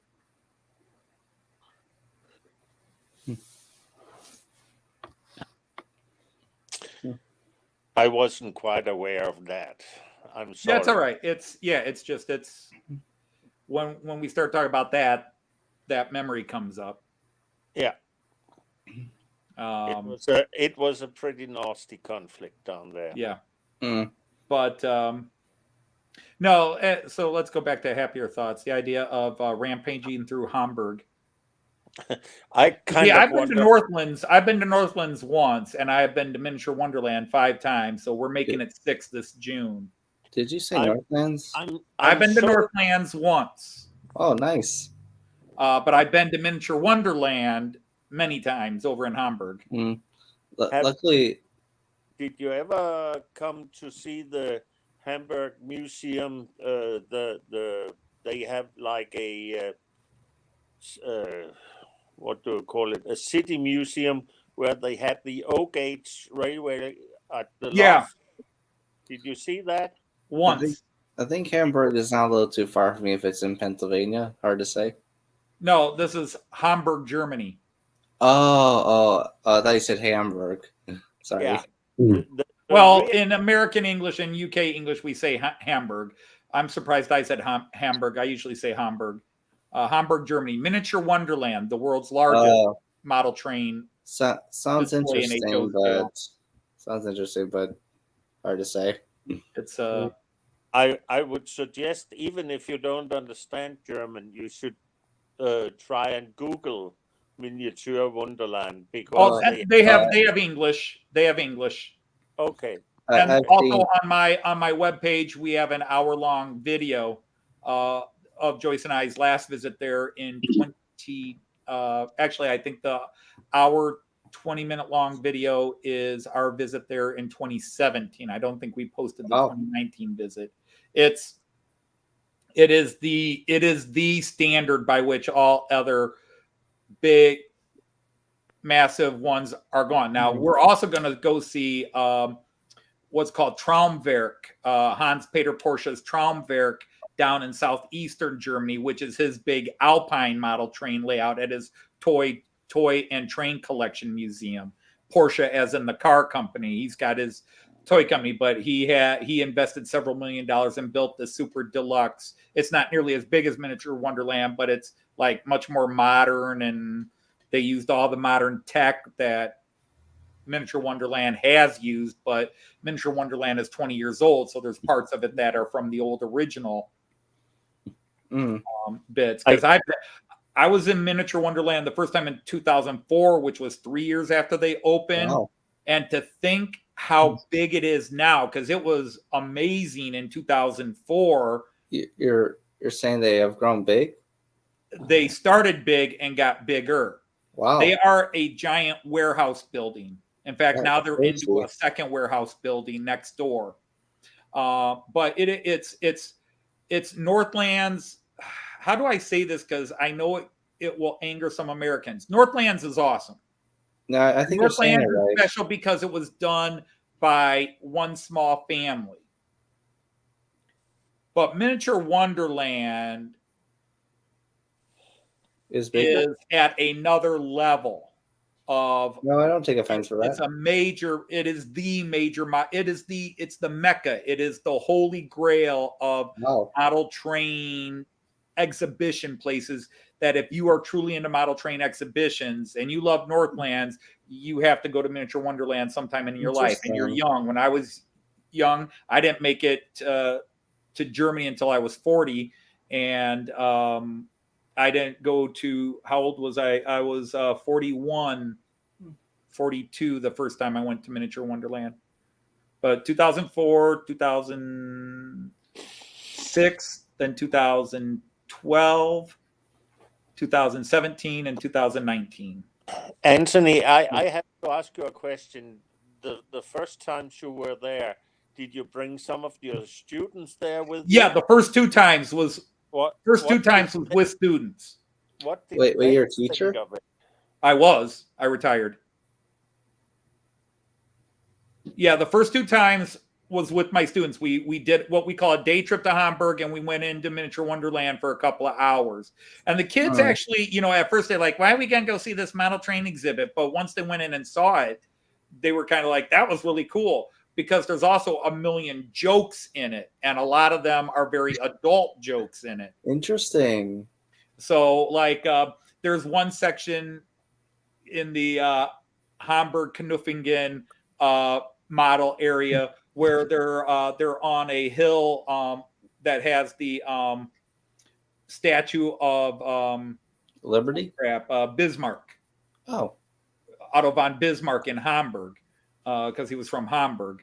And they're filming a porn movie on one side of the hill in the woods, and a couple of abbots and some nuns are walking down the path coming towards where they're filming the porn movie. There's a couple getting it on in a sunflower field while a guy is thrashing his field, or it's a wheat field, and he's got the big tractor out thrashing the field, and they need to move quickly. But there are thousands of these little hidden jokes. Some are adult jokes, many are adult jokes, but it's all over the place. There isn't a section in there that doesn't have some sort of joke scene with the figures or joke activity. But it's like I said, I've been there 5 times, and I could go every day for a year, for 5 years in a row, because there's always something new to see. There's always something cool to see there. Actually, Anthony, if you started doing that, I think you would get employment eventually. I wouldn't qualify to be employed there, but yeah. And they have the nicest staff. Wow. They could always use you as a guide, Yeah. I would happily work there as an English guide. I had the pleasure of having a 15-minute conversation with one of the two brothers who own it. I met the two primary owners are Frederick Brown and his twin brother Garrett Brown. There's Frederick and Garrett Brown. Now, their father is part owner, and they have a friend who is a fourth, silent partner, but they're the primary owners. And in 2017, Joyce and I, my battery died, and it had changed a lot from the last time we were there in 2012. And this is 2017, so in 5 years it had changed a lot. And I was like, well, I think you go down to the Norway, Sweden display, and then you turn left to get back to the locker room, whatever. And I completely forgot. And so Joyce and I we suddenly realized we're in the wrong hallway. And out from this door is Garrett Brown. And Garrett Brown Miniature Wonderland has a YouTube channel, and he does twice a month. He does a show called Garrett's Diary, which is in German, but you get English subtitles. And we're talking to Garrett, or Garrett sees us, and I recognize him, and Joyce recognizes, and we acted like two teenagers seeing the Beatles in 1964. We're like, it's him, and he's just totally cool about it. And it's Garrett, it's Garrett. It's like, and does he say, you are in the wrong place? He's like, oh, hello, welcome. Did you get lost? Did you take a wrong turn? It's like, and we're waiting for him to kick his eye. He says, well, let me show you where you are. He says, by the way, where are you from? And first he speaks to me in German, and I speak German to him. And he says, where are you from? And good night, Jim. All right, Jim, good night. I said, I'm from the United States. And he said, wow, you speak really good German for an American. And so he stops and he talked to us for 15 minutes, asking us about things in the United States, and discussing things, and just about Joyce and me, and was I into model trains and blah, blah, blah, and some of the plans they had going. They talked about the bridge that they bought the other building. At the time they were in negotiations to buy the other building, they wound up buying it and then put the bridge between the two buildings, which was a big deal because now they've got the huge South America section in the new building. But he talked to us, and he never once. And then he says, I have to go. I have a meeting. But he stopped and talked to us like old friends. And I mean, that's wonderful. It's only because you spoke German. Probably not, because these guys, if you watch them in their videos, now Freddie is the one who came up with the idea for Miniature Wonderland, and Garrett was sort of like, it will never work. But Garrett is also their real top IT guy. In fact, the Fowler car system is based on some of his designs, because he is like highest end. I mean, that's where they made their money. They made their money doing computer programming, design, technology. That's where they made their money. And then they bought a famous nightclub in Hamburg and ran that, bought two others and made lots more money. And then they used that money to build Miniature Wonderland. But yeah, I believe it wasn't a normal nightclub. This is years. The high end, if you don't drive a Maserati, don't come here type of nightclub. Yeah. But they are so down to earth, and they do so much. They could be billionaires, but they give away so much of their money. Their workers are paid. The cashiers at the kitchen make more money than a teacher in my school system makes in 10 years of teaching. Crazy. They pay their people, all their people. And that's on top of all the German rules about free healthcare and all this other stuff. Their workers are paid. They pay all their workers top dollars. Wow. That sounds worth it. It make me want to be there too. Yeah. So there, I've just killed half an hour talking about it. Sorry, that's fine. When I was telling Ari that earlier, when you guys asked me what I was doing, and I was chatting with a friend of mine on Facebook, he was asking me about these Scale Trains Operator and Kit Classics cars. He was having issues getting KD couplers to fit in these things. Models. So the cars that he's having trouble with is the Gunderson 5188 grain hoppers. I've got two of them. However, I don't know where I put them. and I didn't want to spend the entire stream trying to dig for him. So I figured I'd dig out this Kick Classics car because I figured it might be close enough to what he's got as far as the coupler box. So so if he's watching, I'm gonna try and attempt to take a look and see if we can get a KD coupler fit in here.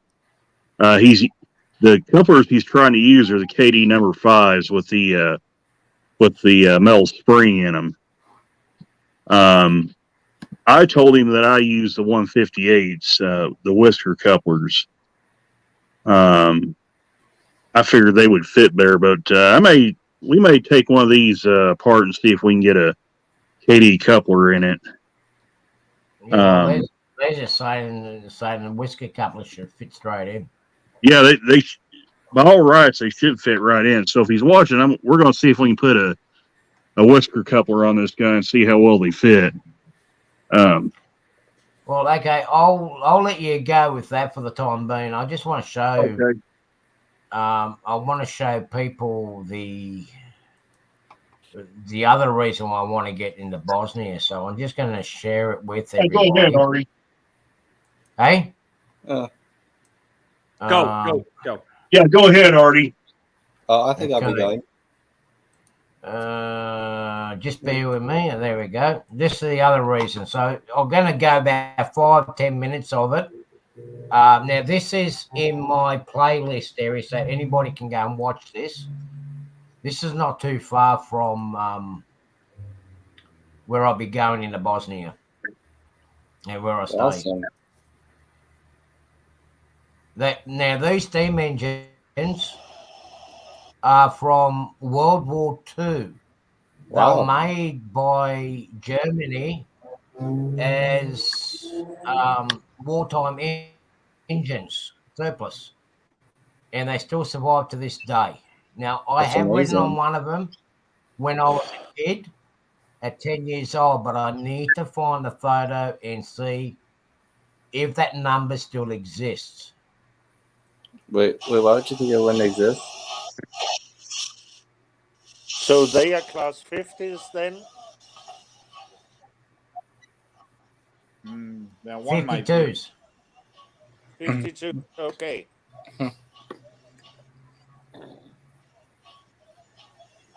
It's the lightweight. Now, this is the reason why they're still running. Yeah. This is the reason why they're still running steam engines is because they got cheap fuel there. The mine owns the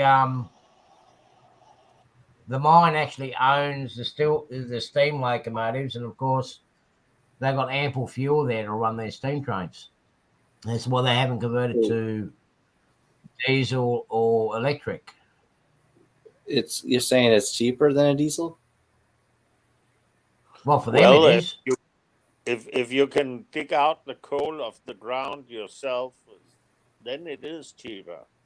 That makes a lot of sense. I would never think that before. Yeah, well, they own the steam engine, they own the coal mine.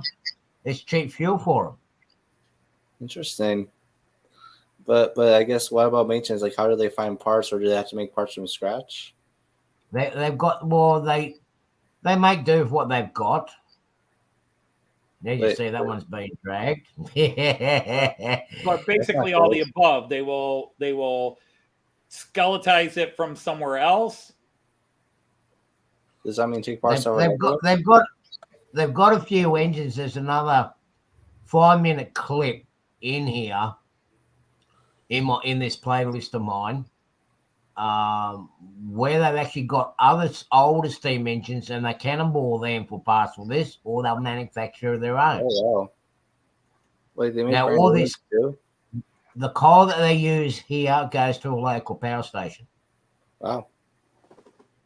Now, I'd like to get the videos of these running on my trip over there before they get taken into service. How much do they need to be full in there? Is there any like lakes nearby for that reason? Yeah. There's lakes, there's rivers nearby here. I don't It think does make a lot water of is the sense. problem in Bosnia. No, lots of What's natural that? water there. I don't Yeah. think that water is the problem in Bosnia. No, Oh, no. We got a lot of spring water there, and there's a lot of limestone agathers underground as well. hmm.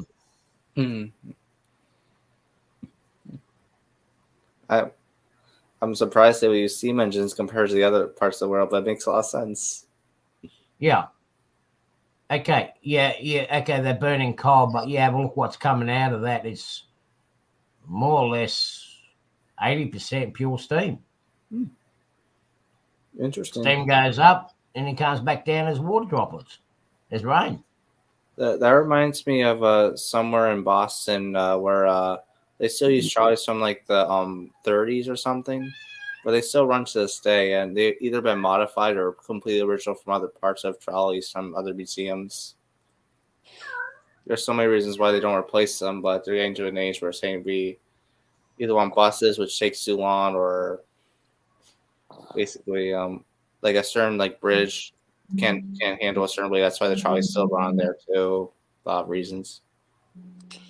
Actually, Archie, I think that when you see this one going, it seems like there's a little bit of sulfur in the exhaust. Yeah. Yeah. Yeah, there would be. That'd be probably from the type of probably because of the type of coal that they use.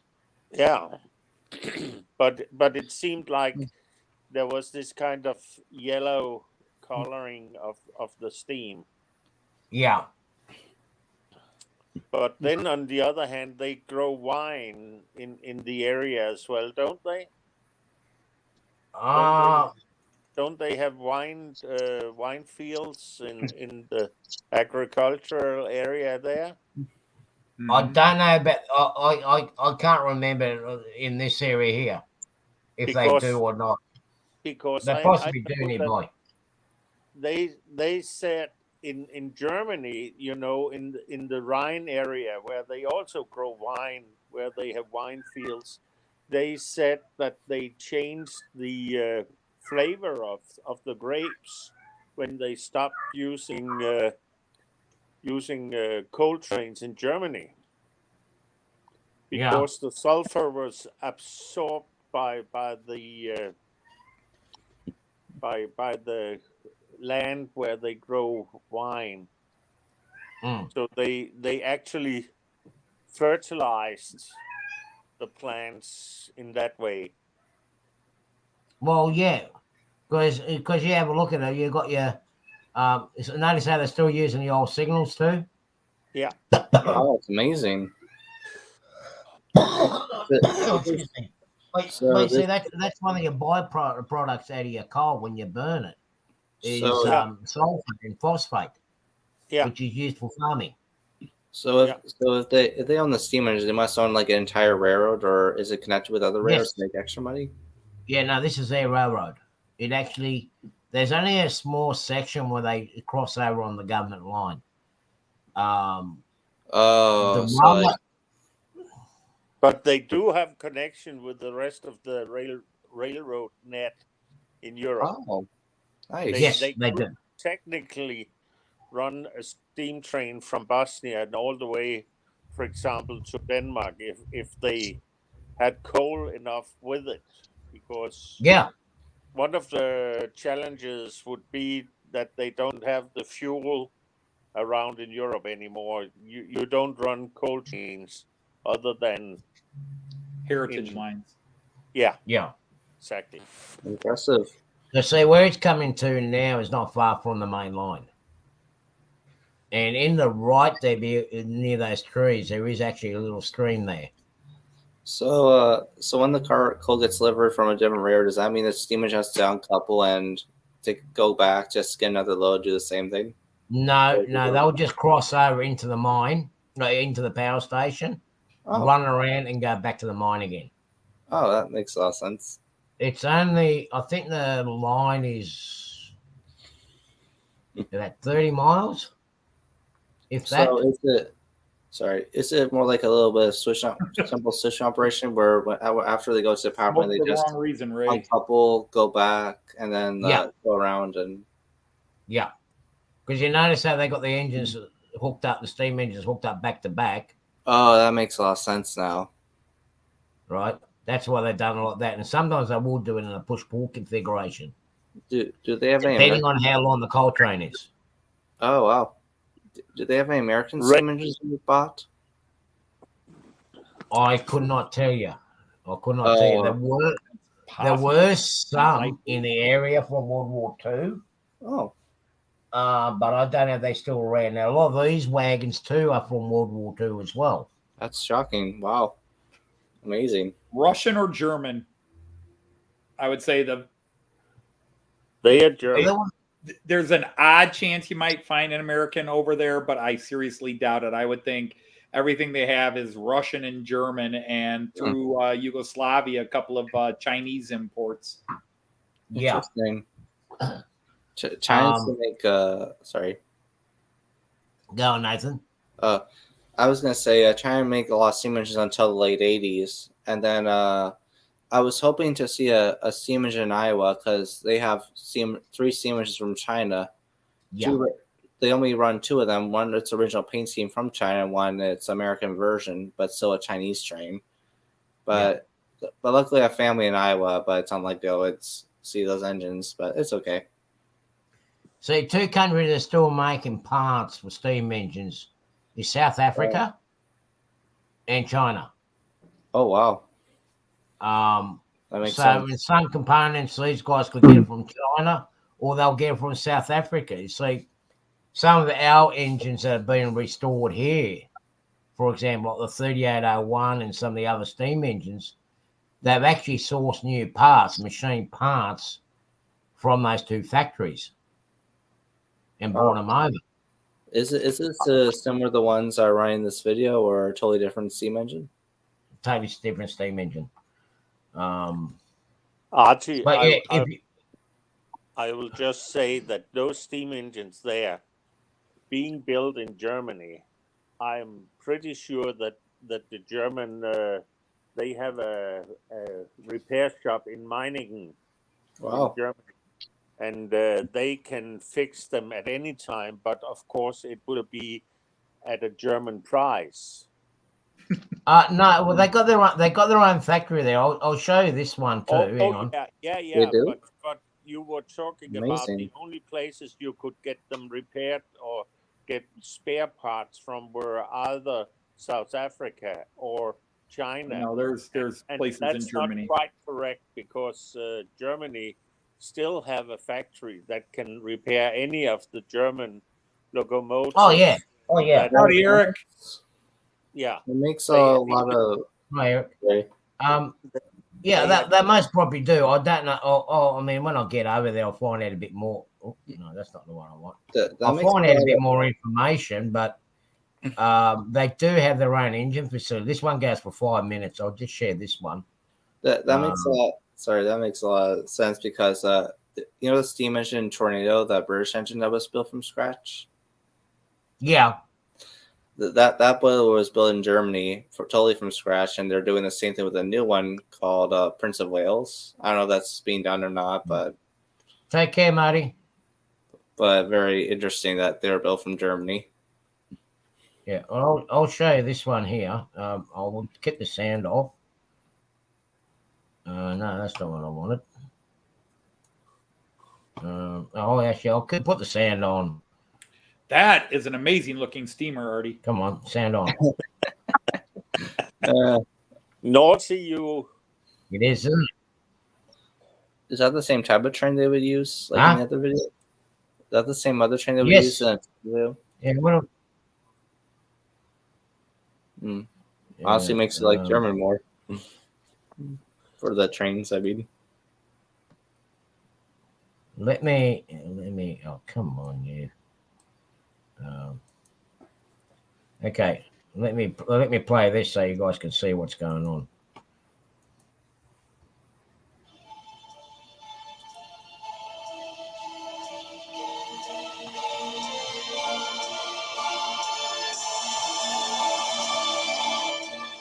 Looks like that's some American stuff.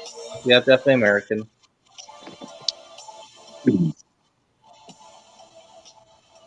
I sure that's American. This tank No. engines. No, they'll be gathered from around there and Germany, former Yugoslavia, Hungary.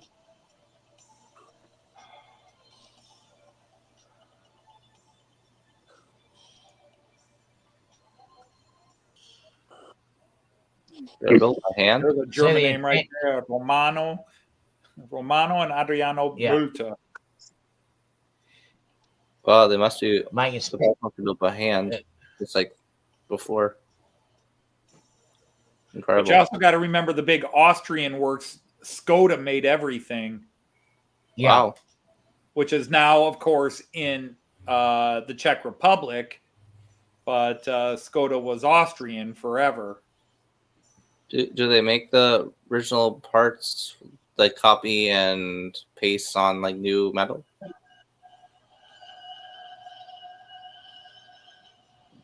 Well, they Yeah, they basically start with a brick of metal, and then they do the parts from that.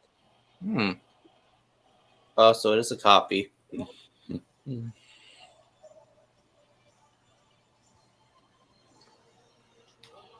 Interesting how this factory is the only one that wanted to use steam engines compared to Strasbourg, make the only resource in America to make steam engine parts or fix them up. Well, this is the actual workshop for the mine where they actually fix up restore their own steam engines. Oh, I do know. I do mean that. I just mean like comparing Strasbourg and. Oh yeah. See, with Strasbourg, they can take their time. Here, they can't. As soon as the steam engine comes in there, they got to get it fixed up as quick as they can and get it out in the system. Oh, that's a lot. That's interesting. Like how they manufacture cars. Yeah, it's a subtle difference. It is a subtle difference, but at Strasbourg, in both cases, you're trying to fit it back up to get it working again. But Strasbourg is almost like fixing it up museum-wise. These guys are fixing it up industrial. This thing is going to go back out and do heavy labor. Wow, that is a difference. Yeah. So this gives you the idea of the network where it goes. Wow, that sounds very long. Yeah, you got the work. Oh, those is any of those locations? Is any of those where you have been, Artie? Yeah, I was here. Yeah, I was here. Not. But where? Lukavak or Bukinia or Tulsa? Tulsa is where we went to, and then Sarajevo. But I was right in the heart of a place called Predor, which is on this map. It's about on road to be about an hour and a half, 2 hours by road to the west. Yeah, it's right in the mountains. It's right up in the mountains and the valleys. Yeah. You know those tank engines we saw in the video? Those are American built during World War II for like a supply of locomotives. Actually, don't think so. No, those are not American. No. They were actually. I think they were either built by Serbia. They're telling you right there. They're telling you they're German class 52s, and the other ones were German. I don't understand. They looked a bit like the Austrian types. Yeah. Oh, well, that's why I was bringing up Austrian Skoda. Yeah.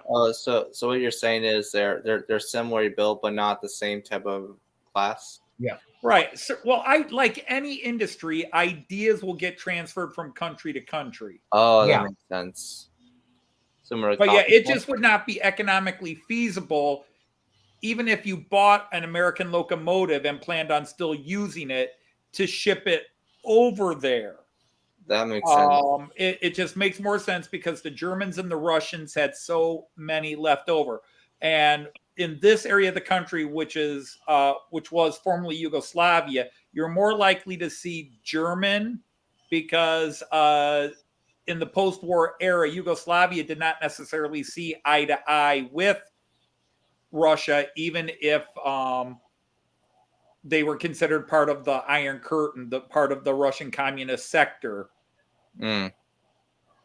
And but yeah, see, so there was just so much German stuff captured during World War II and left over from World War II.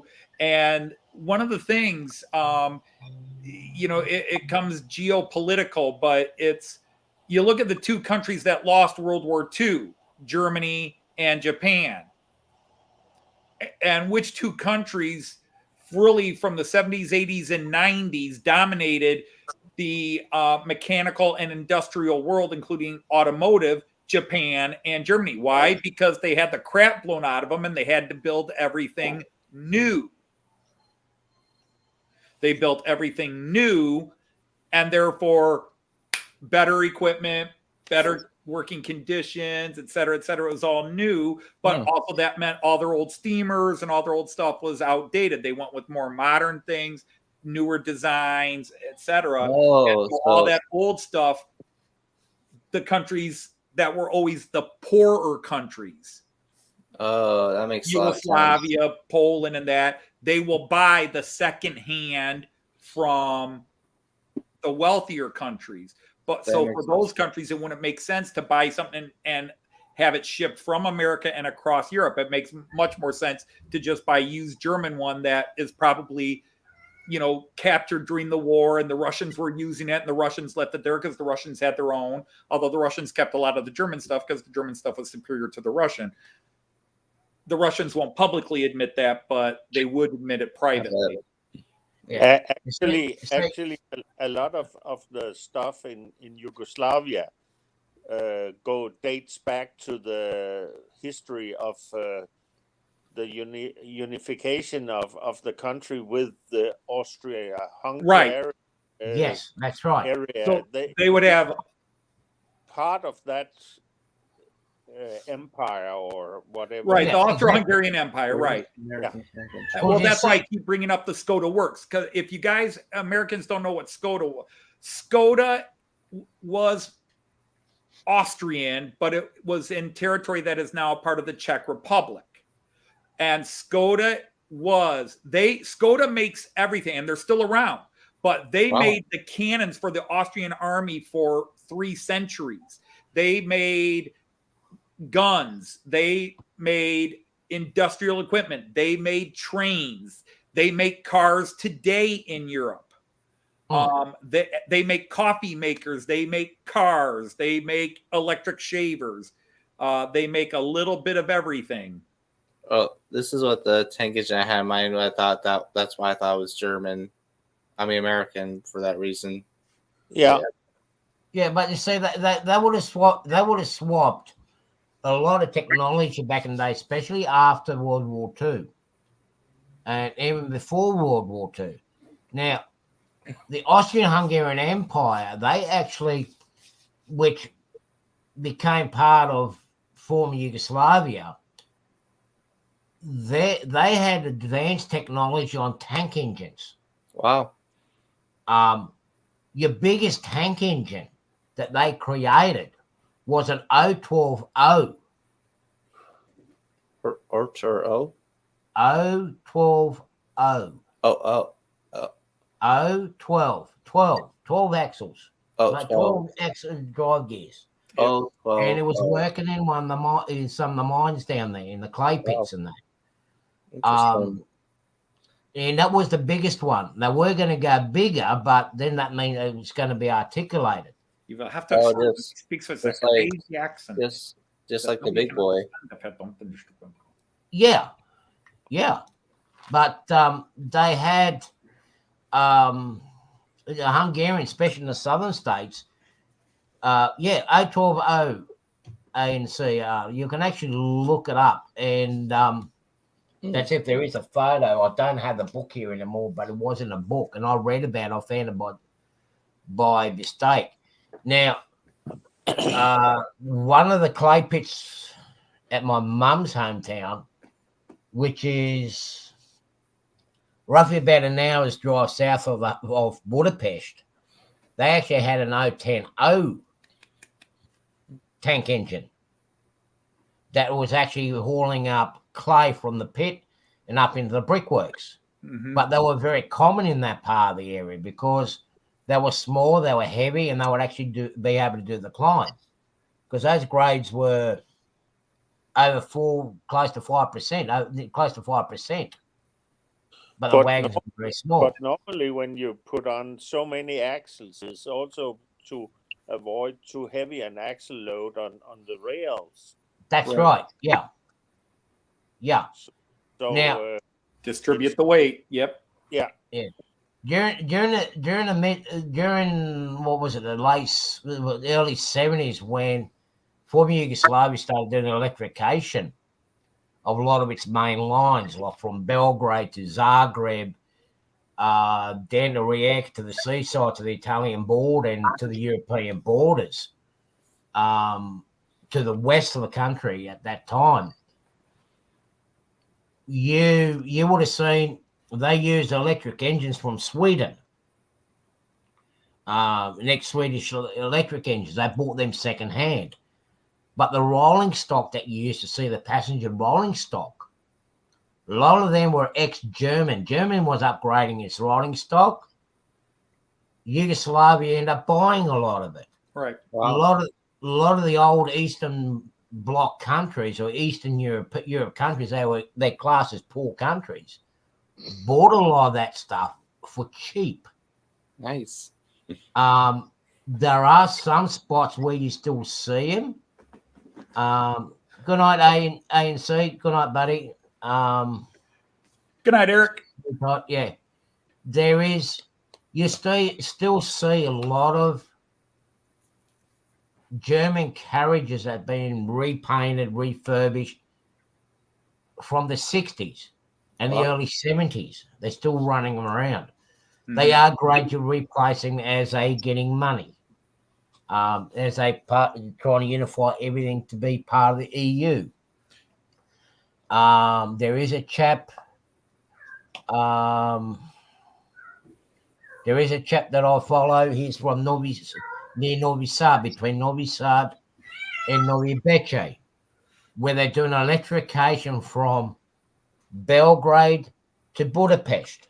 It's been a diesel line, but now they're electrifying the whole line. So, one, it's going to be a high-speed line, and it's going to connect to Europe, since they're still having struggles going west because Bosnia still hasn't been part of the EU, and Croatia isn't part of the EU yet. They're still in the process of becoming a part of the EU. So for it, they need a high-speed service, and they're doing a high-speed service in through Hungary. And they're spending millions and millions of dollars, millions of dollars going across. But then again, they're getting grants and handouts by the EU community to get. But if they can get that line to Budapest, they're fine, because you've got high-speed lines that go Warsaw to Budapest and Vienna to Budapest. Yeah, that's why they're going up there, and it's only getting there, like you said, it's getting to Budapest. One of the problems with the former Yugoslavia is that you still have the tensions between the different parts of what you would call the new republics of the different parts of Yugoslavia not liking each other. So the biggest problem there is the radicals. They've been around since. Well, they started World War One. Yeah. Once they nasty as it sounds, once they drop off, the things should settle down. Well, the problem is it's more, we talk about radicals, but I mean, this gets, again, you borderline world politics there. Yeah. But the biggest issue, for example, is Serbia, that still, sort of like Putin in Russia, Serbia kind of wants to have that greater Serbia kingdom again. Yes. And that makes tensions harder. In fact, Serbia and Kosovo are flaring up right now, threatening each other while claiming they're not threatening each other. Yeah. And I don't want to badmouth Serbia too much. But Serbia does have sort of that attitude among the Serbians, like, hey, you know, we were the great Serbian kingdom back in the Middle Ages, and we were the ones that fought and broke ourselves away from the Ottoman Empire and led the fight to break away from the Ottoman Empire.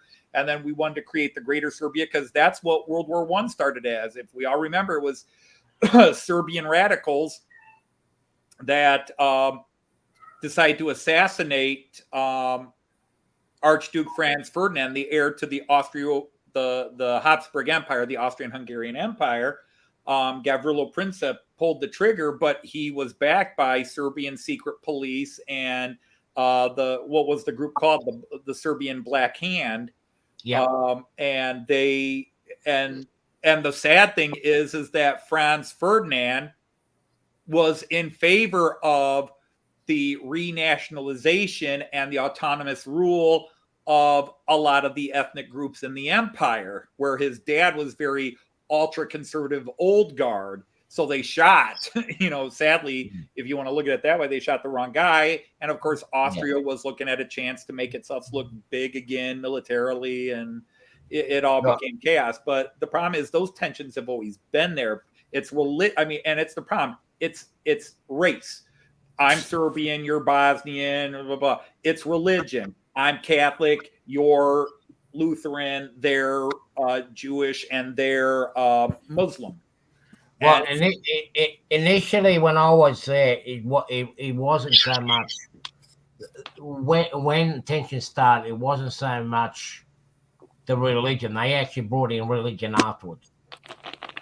The religion came back. Put it that way. The religion came back. Yes. It's always an issue. You can go back to the 1800s. The thing is, what Tito did, and what people, sadly, Tito was a dictator, but basically Tito united the country because everybody in the country hated him. So it didn't matter. Serbians didn't like Tito. Bosnians didn't like Tito because he was a cruel dictator. So they were all united. But once just playing with that pussy. It's similar to Iraq right now. I hate to say it. It's similar to Iraq, where everybody was united, but also terrified of Saddam Hussein. And now that one singular figure to focus on is gone, they've turned on each other again.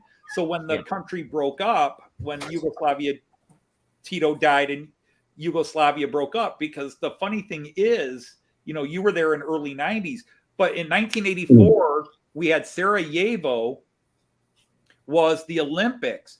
The Yugo, the car, became a trendy, even though it was a big piece. Okay, it was a little piece of crap, major piece of crap.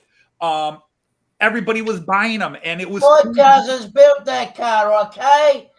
It was Yugoslavian was cool, and then 5 years later, Tito dies, and 2 years later, it's Serbia against everybody else.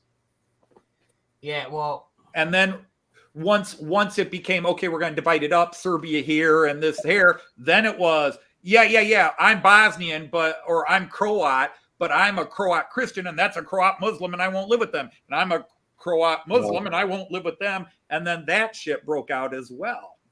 Yeah, well, only because someone threw the fuel on the fire on that one.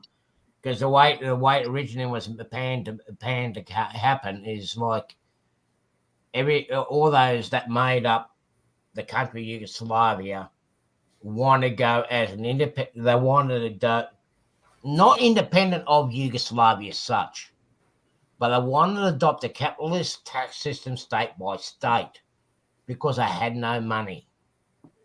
I mean, you could go to work and your work is okay. For example, you, Nathan or Randall, you earned for this month you earned $4,000. This is how they did it.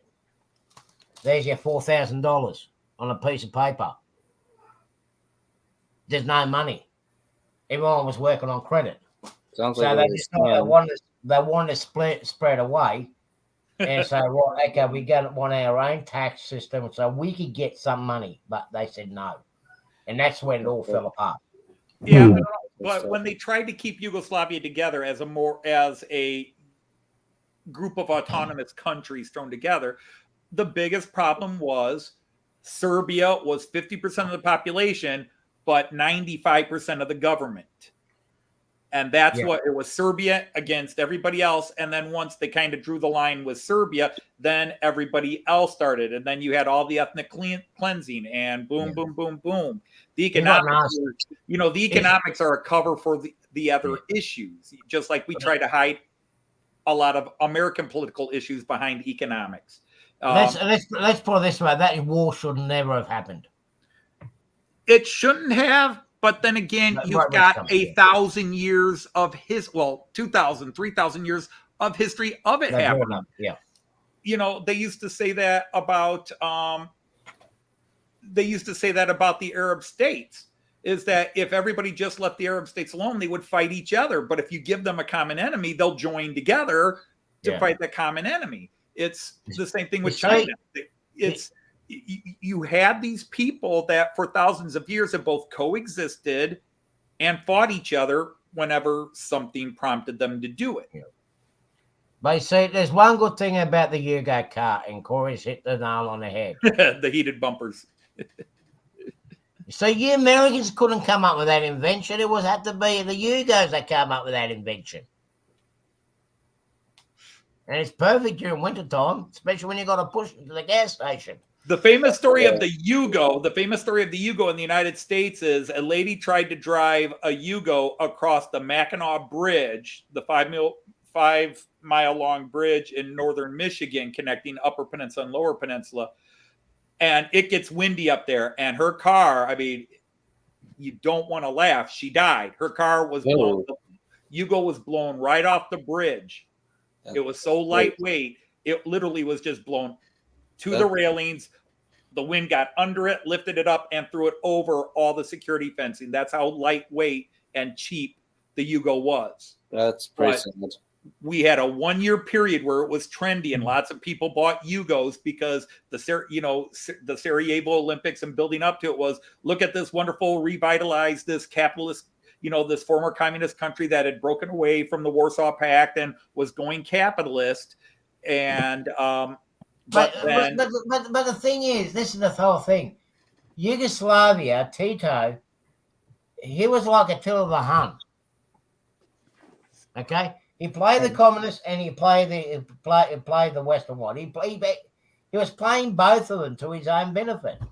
Well, he played China. He played China and Russia to his benefit. Oh, didn't he ever? He played China and Russia because he didn't want to take orders from Stalin. He wanted to be the big fish in the little pond instead of a little fish in Stalin's big pond. And so that was his big motivation. But the young guns that became the radicals later time under the last years of when Tito died, and then you had about 3 years of political shenanigans behind the scene, is Tito's younger guns realized that you had to go Western economy and you had to align with the West. Russia was broke. Russia was cutting everybody off in the 80s. Yep. Because Russia was broke. That's why you had glasnost. That's why you saw Russia go through a major transformation, is because, the Cold War was who would go broke first. It wasn't who would have the most missiles, which sadly is how it looks. But the reality was who would spend more on their military and go broke first. Russia sold out, went broke, and they could no longer support all their satellite countries. And Tito was very astute and said, you know what? We need to align with the West now. And then he did, but unfortunately his cohorts saw the money that could become, and that's where everybody wanted a piece of the pie, but it also became ethnic, because the people in charge were mostly Serbs, and they wanted the money to go to Serbia, and Bosnians and Croatians and so forth are like, hey, wait, we deserve a piece of this pie too, blah, blah, blah, blah.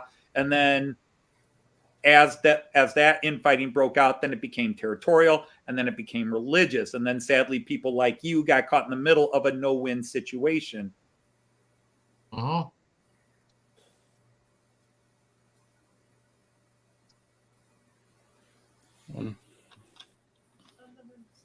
We're just watching your stuff up there, Randall.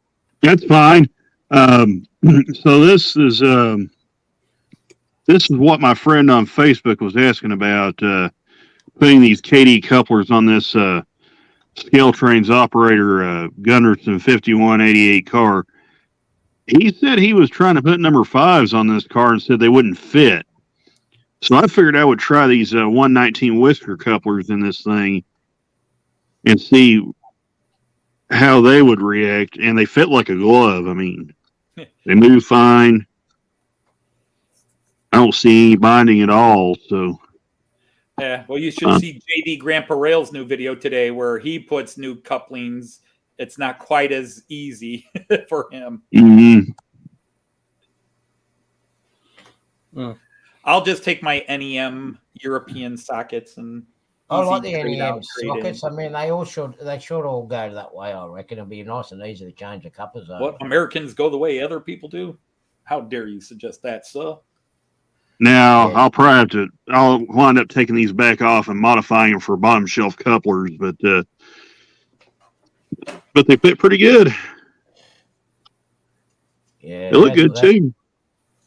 Yeah. Could those couplers couple with the type that you just took off? Oh yeah. Okay. In fact, I'll show you here. Yeah. I'll hang on to them. Yeah, they'll see. But they don't have the trip pins, which helps you do the automatic. Yeah.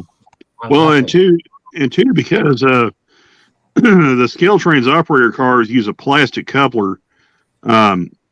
And really, all the plastic couplers do this. They're bad about sliding up and down.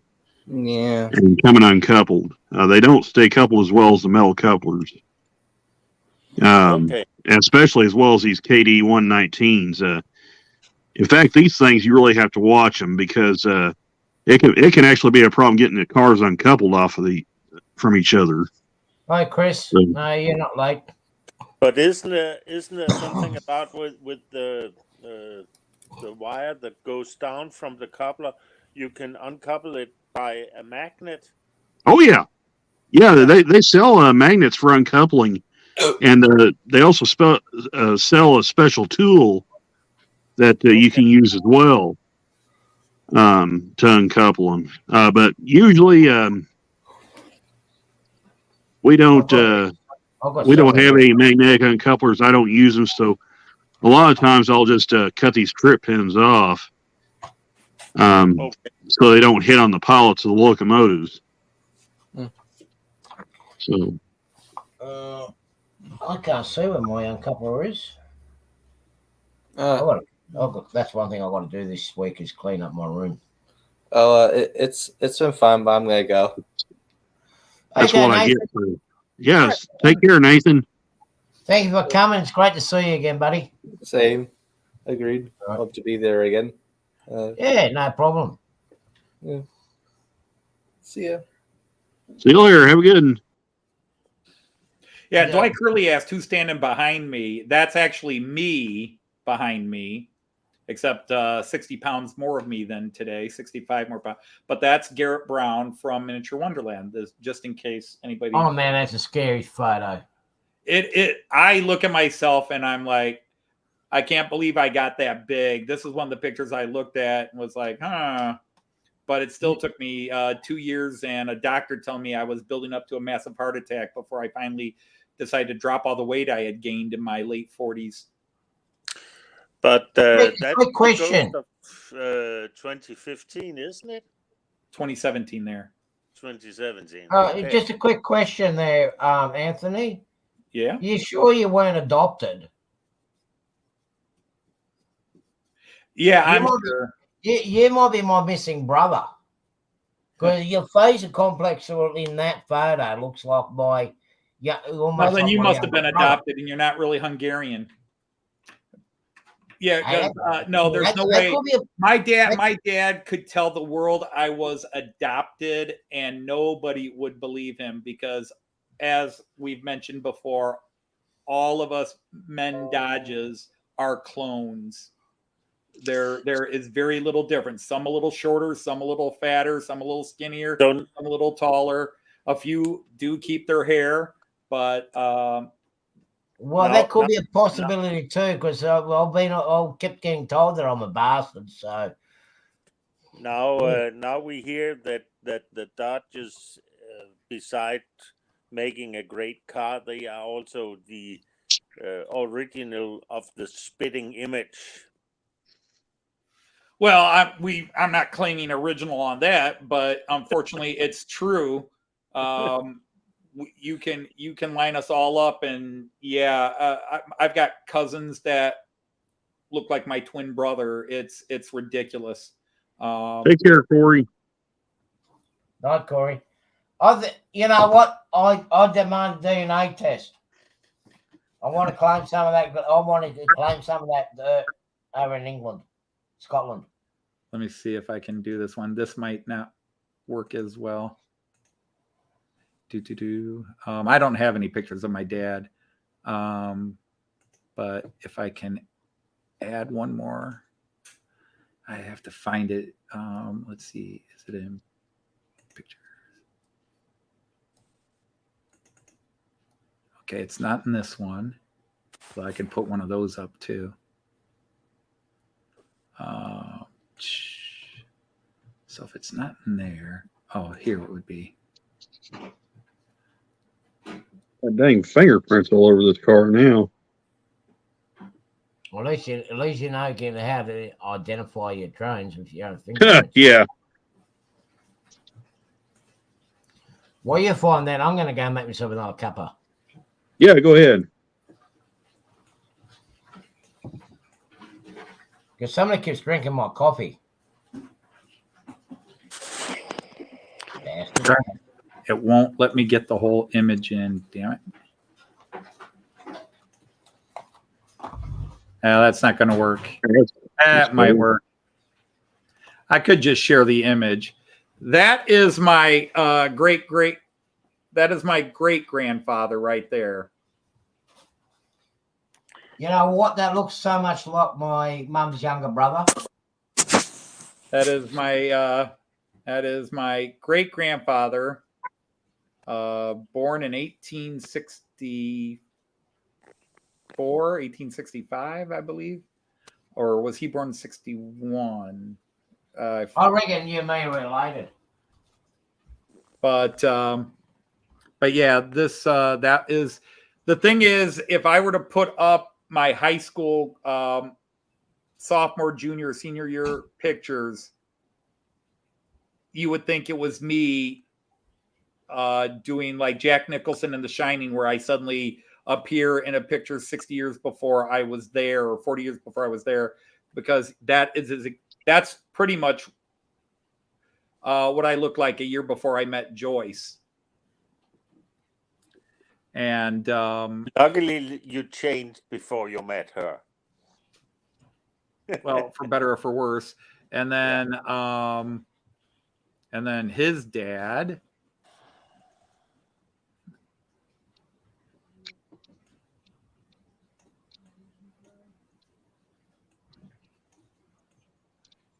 They're not going to let me bring the full size up, darn it. That's the problem when you're doing something. Oh, well, I'll cancel that one. I can't do that one. Maybe I could do it if I shared a picture.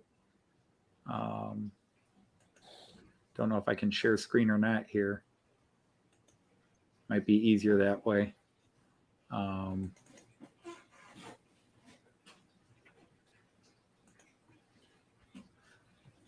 course, clarity doesn't work. Come on back, StreamYard. Where are you, StreamYard?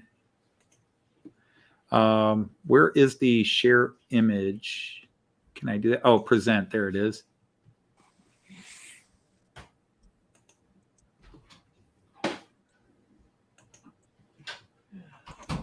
Okay. So if I move this over, darn it, I hit the wrong button again.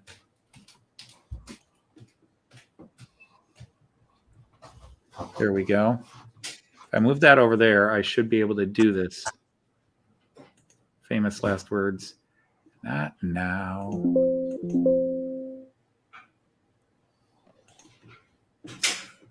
It don't sound like it want to do what you wanted. No, I accidentally hit the wrong button and started a program I didn't want to start. Typical me. Okay, so share screen, that one. So here's my there's my great-grandfather. Great-great-grandfather. No, we're not related. Yeah, he had hair. So we blame it on his wife, because from his children on, we're all bald. Okay. So Although his wife, my dad's older brother pretty much held on to most of his hair. I mean, he definitely receded a bit, but yeah. But that is my great-great-grandfather Reuben, who's got quite a funny story. He fought in the Civil War, and he managed to disappear during every major battle the Army of the Potomac fought in. Yeah. Literally, we have his records, and apparently he was not ever considered cowardice or AWOL, but literally he is listed as missing the day after every major battle. You know, you can do Gettysburg, Chickamauga, and the day after the battle, we have his military records. He's listed as missing, and he shows up like a day or two after the battle. He's there the day, you know, when they do roll before the battle begins each morning. And then there's the battle, and then he's gone, and then he shows up 2-3 days later. And what's interesting is he had at least 4 children born during the Civil War. so we can work out what he was up to. So he got on the horse and said, you know, maybe the battle made him lusty or whatever, but it was funny.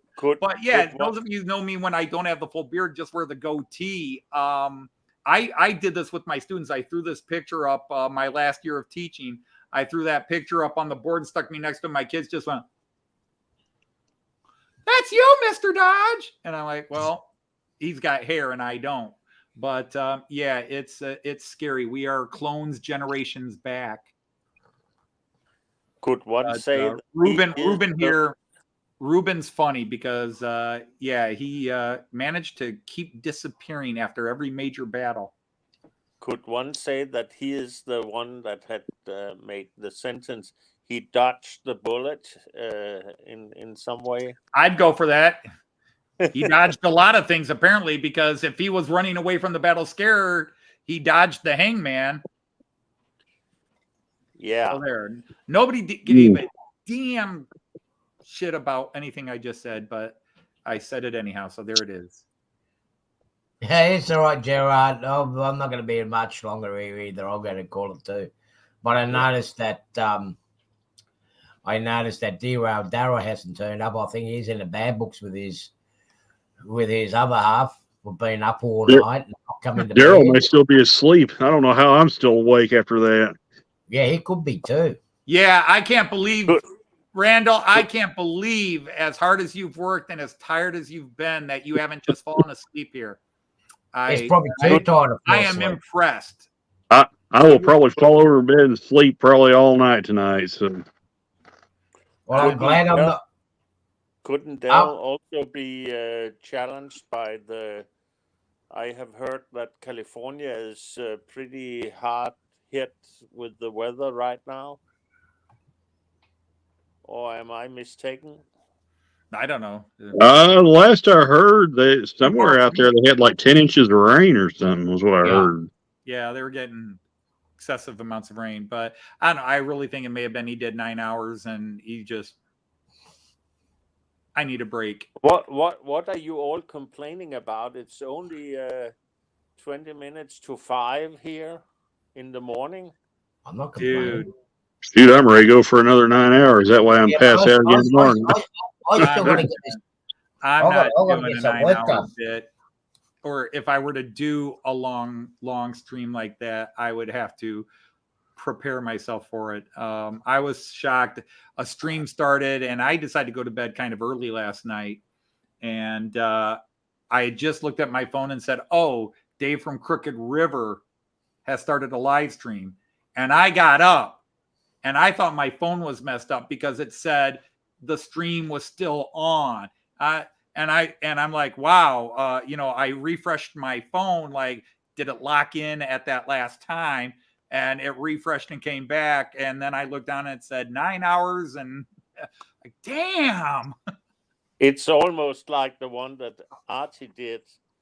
Was it a New Year's Eve? Or last weekend. Yeah. Where you went on for 8 hours or so. Well, yeah, I left after 3.5. I left at midnight, and Artie, I got up and saw Artie had done another 4 or 5 hours after I left. Yeah, that was the same. We were on there, and you said, "Oh my, Shang looks really tired." You replied to Joyce. And you were absolutely right. And when I woke up again, Archie was still on. Yeah, I would, and that's one of the things I would have to say. Joyce, I've been challenged to do a 10-hour marathon, and she would look at me and like, "You're not doing a 10-hour marathon, are you?" And the minute she would say, "You're not doing a 10-hour marathon," I'd be like, "Yeah, now you've just told me I'm not, so yes, I am." Well, it's funny because, and then she would look at me and go, "I'm not joining you." Wait, when are you planning that? I don't know. Just so that we can. I don't feel a need. I'm certainly not going to keep these trains running 10 hours nonstop. That would be. I don't think that's good for trains to leave them running that long. I marvel at Jack, but he has them running. They are Märklin trains. They can run for eternity without anything happening. Hey, I love my Märklin, but every little motor needs a rest. Well, that's the modern crap that you buy. If you had old Märklin motors, they could run for 10 hours. 20 hours without. Do you need any more Märklin track, Anthony? Oh, hell no. I've got so much spare Märklin track, I could build another layout. Well, get to it then. That's not a problem. Speaking of which, I did order some tricks track, so that Bachmann Easy Track down there is bye-bye. Okay. Hopefully it will be here by next it should be here by next Friday. I'm hoping Wednesday. I was thinking, but probably Thursday. When we saw your stream yesterday, the bridge that you have behind your computer screen that you are watching, the little. Yeah, why not make that a railway bridge instead and build an elevated? Oh, the plan was originally to build a railway bridge. It's meant to be a railway bridge, and I was going to put 2 track lines across it. Right. I was going to build the Vaser River here. All right, bulk pack 119, 25 pair. Yeah, these are the SE double shelf couplers. So yeah, they're the ones that we paying over $100 for. Yeah. They make a 118 SF double shelf coupler, and those are really, really good couplers. They basically function the same as these. It's just the shape of the coupler is a little different. Aren't we lucky, Anthony? Just having a slot to put in, the square box, and we can change the couples like that. Yeah. And no problems whatsoever, no screws. It's a little easier. It's a little easier our way, yeah. It was funny with Dave's stream because we started the stream by literally unboxing that Aurora Miniatures SD60F, and kind of going over it, and it just all of a sudden just kind of snowballed into, hey, we're showing each other all of our cool toys, and it just went on for 9 hours. So, but it was fun. I mean, that was one of those 9-hour streams that didn't feel like a 9-hour stream. Yeah. There's no way a 9-hour stream does not feel like a 9-hour stream. Oh! It felt like a 9-hour stream about 12 hours later, but it felt like a long stream. As soon as you open up the door, I go, "Oh shit! I've got to go to work now. I'm bugging." yeah, what? I literally got a call from my supervisor while the stream was still going when Dave was just about to wrap up, and got called for a yard van. So I went and did the yard van from 6:30 to 2:30. Yeah. So, well, anyway, we're saying that I am going to have to. I'm gonna call the show now. You're going to call the show now? That's a weird name for a show. Everybody, welcome to Now. Yeah. Well, anyway, yeah. It's a bit short. It's only 2 hours and 53 minutes. Couldn't we it's go going to for take us. 3 hours? It's going to take us 8 minutes to say goodbye. Okay. That's how the Europeans do it. Yeah. Thank you again, everybody, for joining my stream. I appreciate it, am Artie. 3 hours Okay. today. I will think and contemplate about what I'm going to do for my 300 sub. Still haven't decided yet. No, somebody was pushing me to do 24 hours and 72 hours stream, and I don't know about 72. I think I'm going to knock that one on the head. Mystic, yeah, that's exactly what I'm thinking. Like 1,000. Maybe that will be the occasion. If I ever reach 1,500 subs, I'll do a marathon session for 1,500 subs. So now I think we can still. I think we can do a relay on the 24-hour one there, Anthony, on my channel. Oh, there's that too. Yeah, we can do a relay because it's not the same. It's not the same separate. I mean, I have to have other people to motivate me to be as bad as I am. Yeah. On my stream, I'm more relaxed. I come here and I get to unload a bit. Yeah, Mike, I didn't even realize I'd stayed on the whole stream till I went back and watched the replay, and I was like, Mike just stayed on the whole time. The problem is that the most streams that you start up by half an hour to 3/4 of an hour of negative vibes.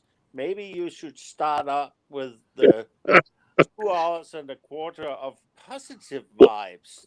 Who? And then when you want to finish the stream, you just start the negative vibes, and everybody. Oh, are you talking to Artie? I'm talking to everybody.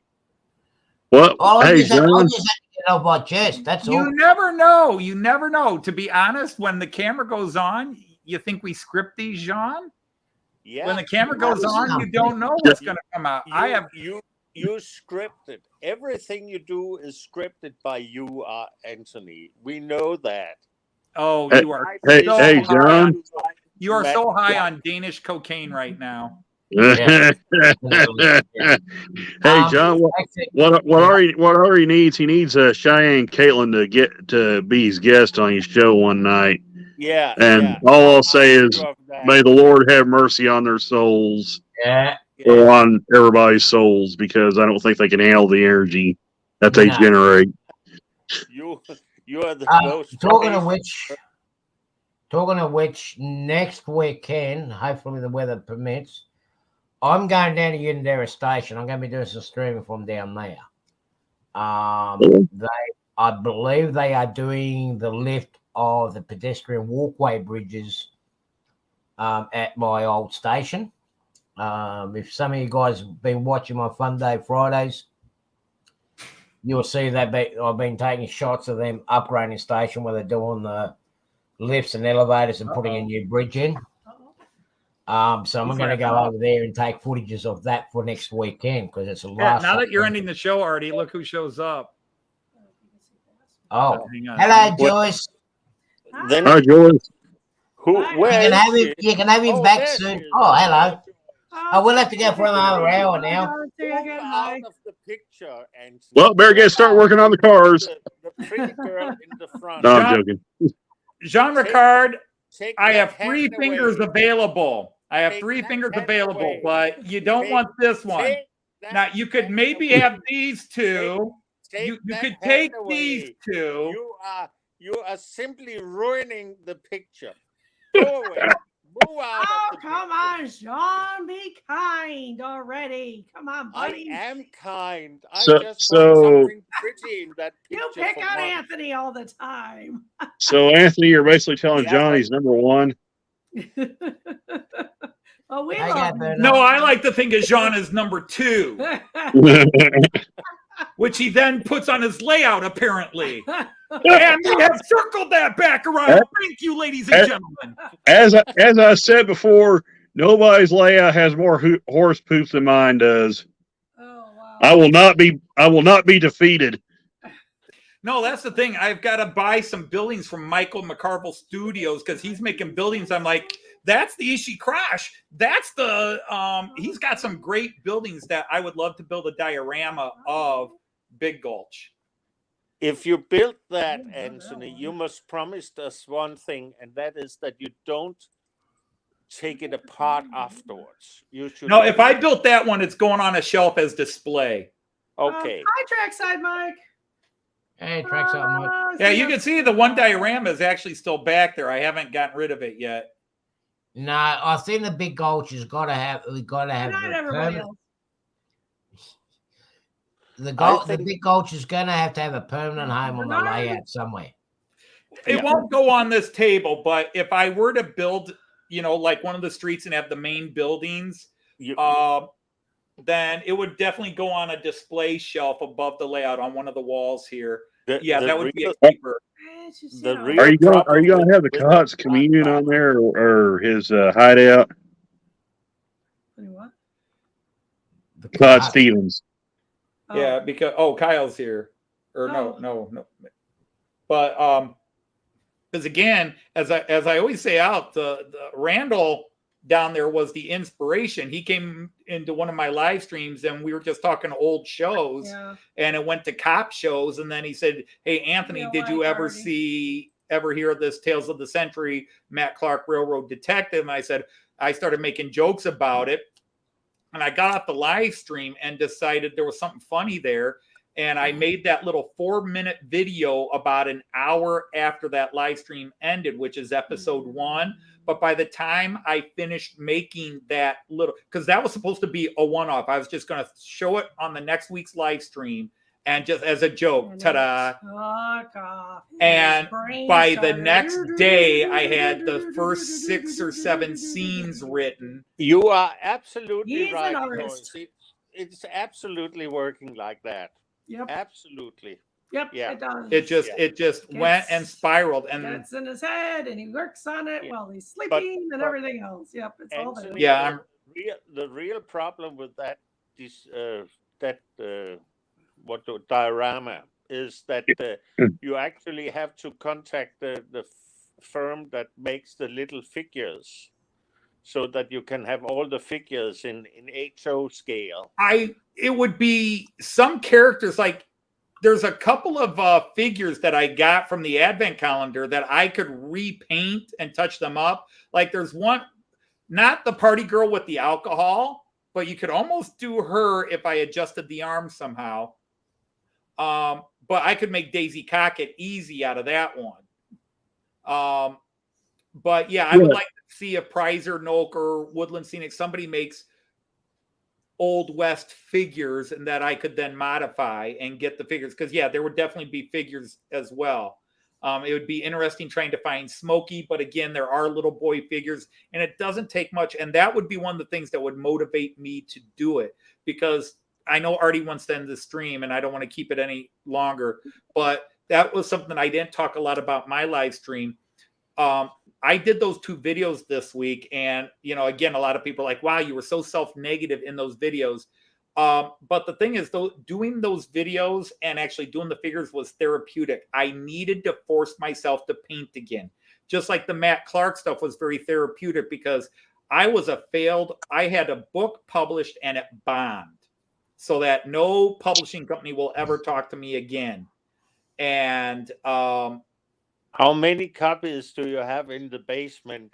About 50 to 60. 50 to Remember- 60 I still have. I sold 600 copies worldwide. Okay, remember to bring one to the, Europe this summer. Yeah, I'll try to think about it. I can do it. I'll remember it. But anyhow, and Yeah. when it bombed, I stopped writing. And the first time I sat down and truly did some real creative writing again was the Matt Clark. And the Matt Clark was so therapeutic because it was trains. It was my comedy side, my failed comedy side, and my failed writing side all came together and failed in a comic strip.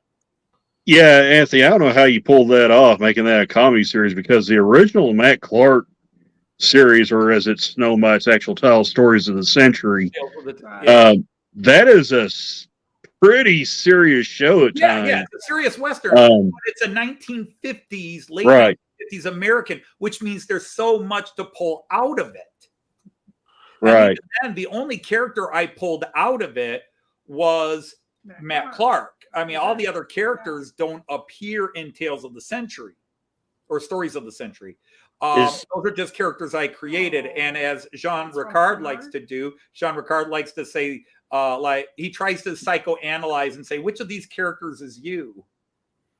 They're all me because I'm creating them, but they're all parodies of what we call archetypes. Archetypes, you know what a stereotype is? It's where you have a certain preconception of somebody. An archetype is a preconceived character, a type of character that shows up in literature and movies all the time. That's an archetype. Plots can be archetypes, like boy meets girl, they fall in love, break up. You know, how many movies are that? And then come back together. Boy meets girl, families hate each other. Romeo and Juliet and 10 million other stories. Young boy is actually a hidden king and doesn't know his true identity until it's revealed, and he has an old wise man. Well, who is that? Is that Luke Skywalker with Ben Kenobi? Is that King Karate Arthur with Merlin? Is it the Karate Kid? These are all replay. So there are things. These archetypes you pull out and mess with. And one thing that all those 1950 shows, and it wasn't just the cowboy shows, go back and watch the old serials. Already sitting here going, shut up and let me in my stream. No, I'm just trying to think about. I got to look back at The my serial, these late 1940s, early 1950 westerns and space. Remember the space ones? They all had something in common. There was that 8 to 10-year-old kid that knew everything. Oh, what I do. And then, Archie, the really amazing thing is that once in a while, a completely new setup starts out, and we just have to look at Anthony Dodge and his nice wife. And there we have it, a completely set of new archetypes. But that's the silliness we do. Do you want to make that screen so you can read it? Just go over here to default view. There. Oh, I don't know. I was trying to type. And... All of a sudden you hit the wrong button. You hit the wrong button, change the screen. I do that all the time, George. Trust me, I do that all the time. That's because I'm reaching, to get hurt my head. But we were talking to I think he's left now, but somebody was talking about the voice that I do with Smokey. He says, "My God, that sounds like my wife's voice." And I said, well, that is my wife nagging voice. The nagging wife voice. That was the nagging wife voice. Like when I'm making fun of Joyce when she's kind of telling me to do something one too many times, like take out the trash, take out the trash. Take out the trash, honey. Why don't you take out the trash? You never take out the trash. And that's my nagging voice, and that's actually the Smokey voice now. I don't. And Joyce always is like, I don't sound like that. I don't. And I'm like, to me, when you're doing it, like you that. do. Whatever. It doesn't sound like that. No, she doesn't. Well, okay, Jean. You suck it up again, Jean. You suck it up again. Marty, if I start talking about my Matt Clark stuff, yeah, I could keep this going 5 hours. Oh, Lord, 5 hours, then it's 10 in the morning. All right, everybody, the after party's on my channel beginning in 5 minutes. Yeah. Okay. Oh, We'll be But there. no, and the thing is, like all the female characters, I mean, there are things I could talk about. For example, I try to avoid the standard jokes. I mean, I definitely have all kinds of sexual innuendos, but every character like Daisy Cockett, who when you first meet her, it's like she's like the dumb blonde floozy, and then you find out she isn't a dumb blonde floozy.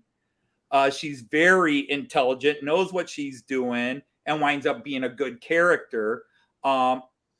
There's no negative stereotyping.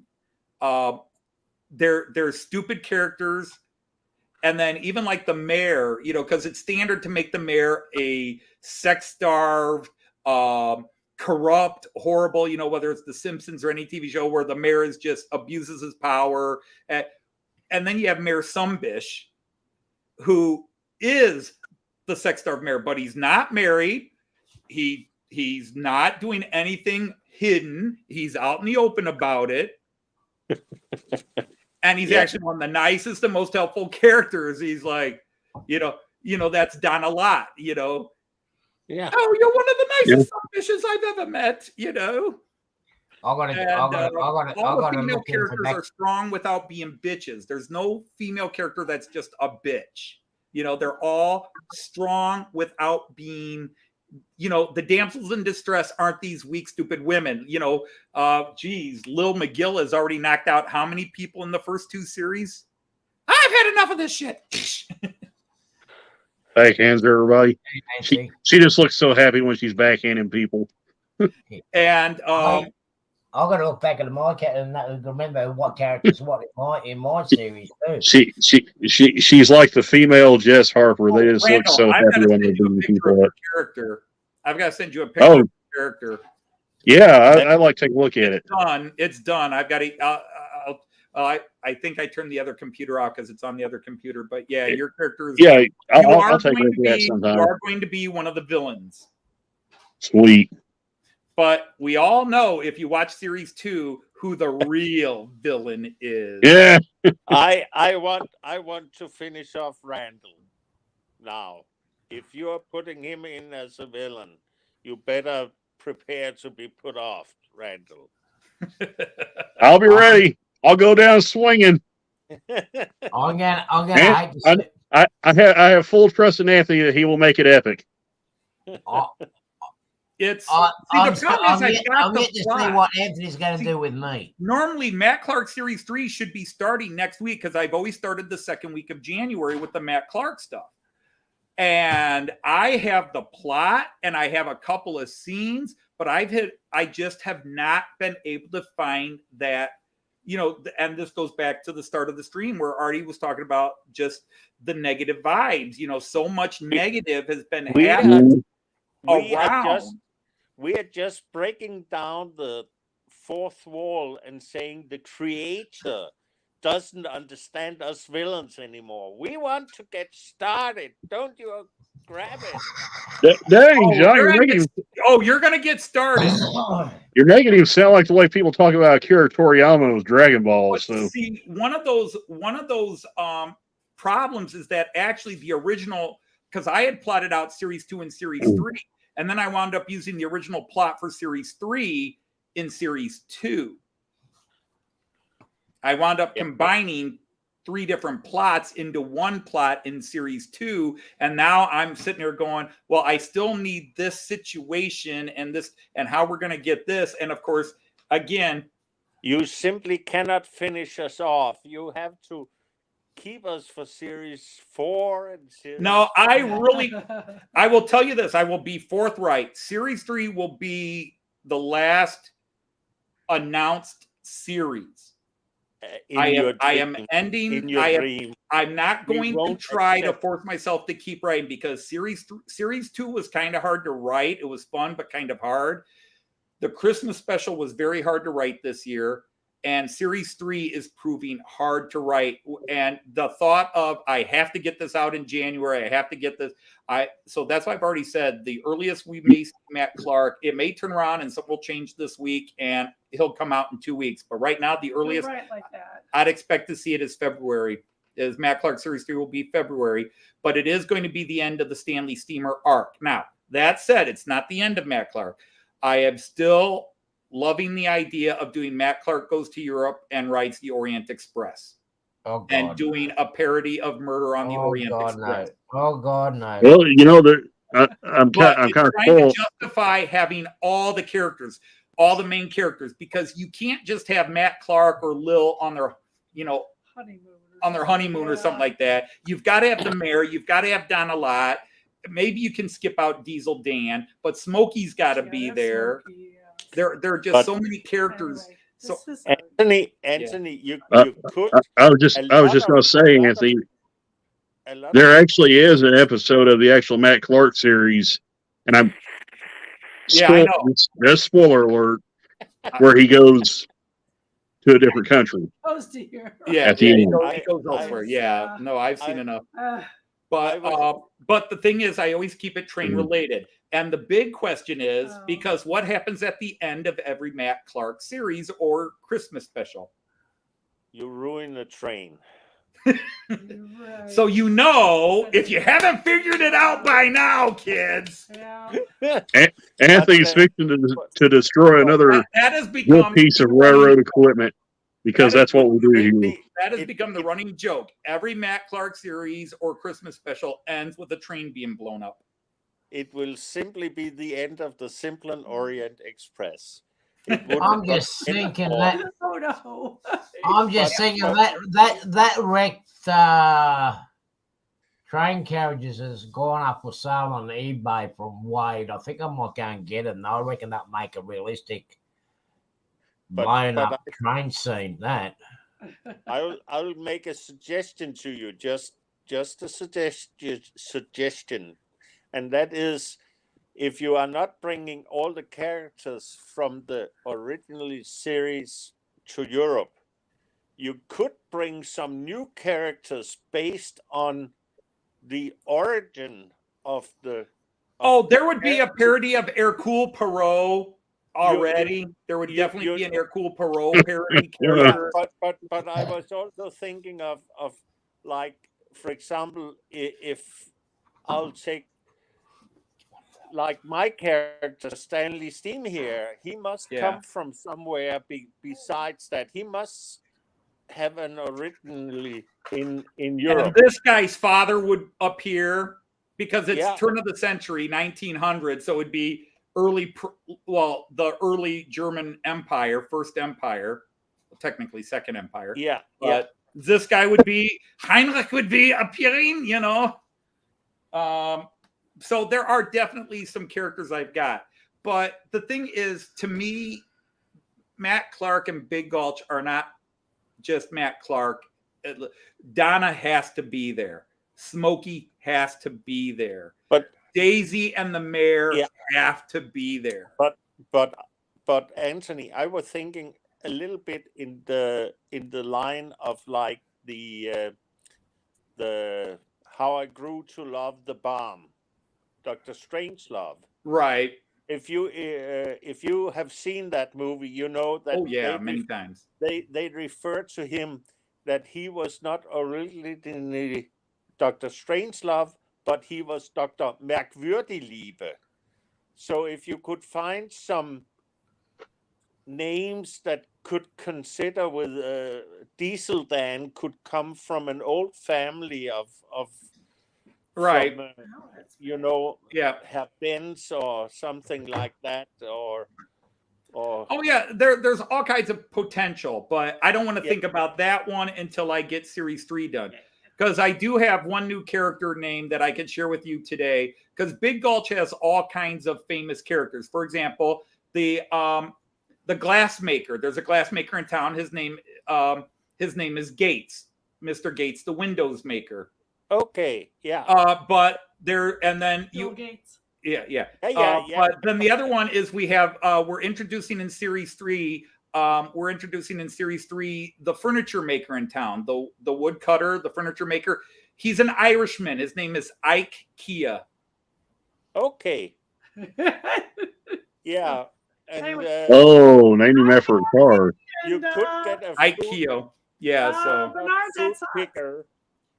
Just respond to the there chat. must be a job for a fruit picker. One that picks fruits, apples, and stuff like that. Right. Well, again, like I said, we'll come up with plenty. I'm good at, obviously, if you follow, I'm good at coming up with these great names. I mean, nobody will ever hear the name Donna Lott. Anybody who's watched Matt Clark will never hear the name Donna Lott without going, I bet you have. There are women named. And there are women on Facebook named Donna Lott. There are Donna Lotts out there. Hi, I'm Donna. Donna Lott. And, look like you have. and then of course you will have the famous art collector, Artie. That's him. Yeah. Oh, Mate, art collector? Come on.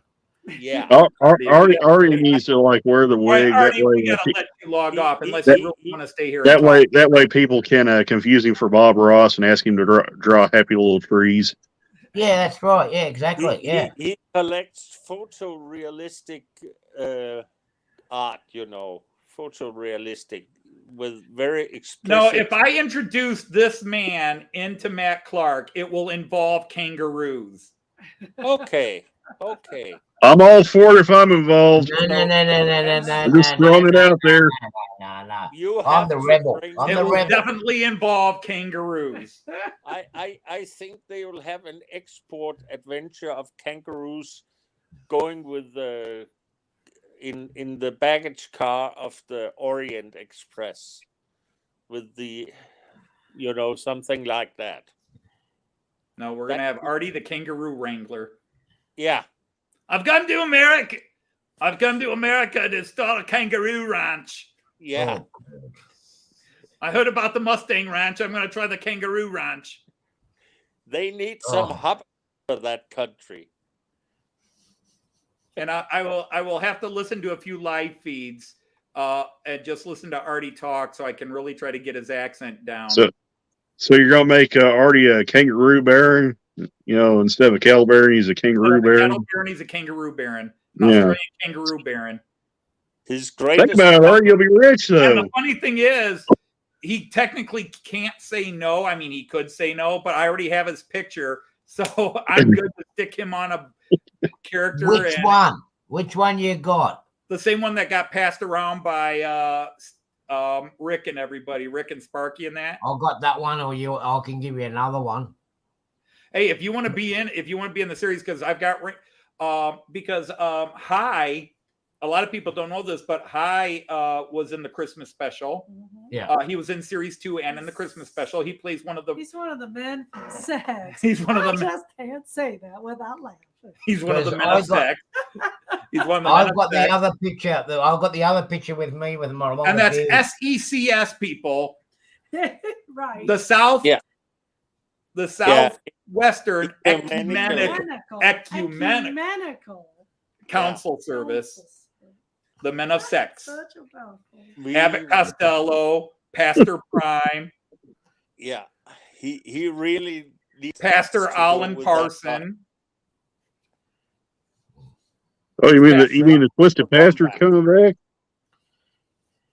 I love the people who get the jokes like, my project, they've destroyed my project. Pastor Alan Parsons Project, the Alan Parsons Project. Oh yeah, I get it now. These kids. Alan Parsons actually was a secondary recording engineer the last few albums of the Beatles, and then formed his own band. But he started as a recording engineer with the Beatles. But yeah, so we had the Alan Parsons Project joke in the last Christmas special and that. But again, if anybody's hearing about this and thinking about it, you really have to watch the series from episode 1 through, because it's really not something you can just watch one episode and get it. Like you mentioned Goliath, the talking horse. Now Goliath appears first in the Christmas special, last year's Christmas special. But yeah, Goliath is a really, really, really interesting horse. He's a talking horse. But it's also a pun on an old American religious show called David and Goliath was a talking dog. There's only one problem, especially, I don't know if it is for anybody else, but for me, some of the shows that you refer to, I haven't seen. Right. They haven't been but cultural off, there are obscure jokes that I put in, now obviously I have an American background, so I'm going to reference more American-based things. But that's why Goliath is funny, even if you don't know the reference. If you know the reference, he's funny on a whole nother level. I just love him as is. Yeah, he's funny. He's funny as is. But if you know what he's pirated from, but if I don't tell people that, I don't know how many people out of the hundreds that have watched the video would know that Goliath is actually a pun on the dog named Goliath from the 50s. He's just a talking horse. So most people think the old American movies, Francis the talking mule, or Mr. Ed the talking horse, which works as well. But no, it's actually, the whole point is that he's sort of a mirror or 90-degree twist on the story of Davy and Goliath, this old Lutheran ecumenical there's another it's about the subtleness in the names you give people, you know, the way that Zombish, yes, you should, at least for me that are not native English speaking, I need to hear it a couple of times before I actually catches the deeper meaning of the name, you know. Right. So and that's the same with Donalot and so on, you know. Oh yeah, but even like my for example, how many people catch the name of my Norwegian guy? He's Cog Blocker. Yeah. Blocker, Blochr, Cog Blocker. Yeah. He's the guard. And he is the security. He's the security guard at the bordello. Yeah. He lives up to his name. Yeah. But that's the idea, is to make the names. But yes, if somebody is not a native English speaker, some of the references they aren't going to get. But English speakers. It's all about. But a lot of people think it's all lowbrow jokes. There's a lot of highbrow jokes in there. There's a lot of very cerebral jokes that people don't. There are some jokes that I tell her, and nobody else has ever mentioned it yet. But there are. And is it a joke if nobody gets it? Well, that's also a joke. Is you throw it in there and wait for somebody to get it. I need to ask one question. I had to have a clarification. Smokey's parents. Yes. Why have they switched clothes? They are transvestites. Okay. And the pictures are from an actual English couple that were transvestites in the late 1890s. Okay.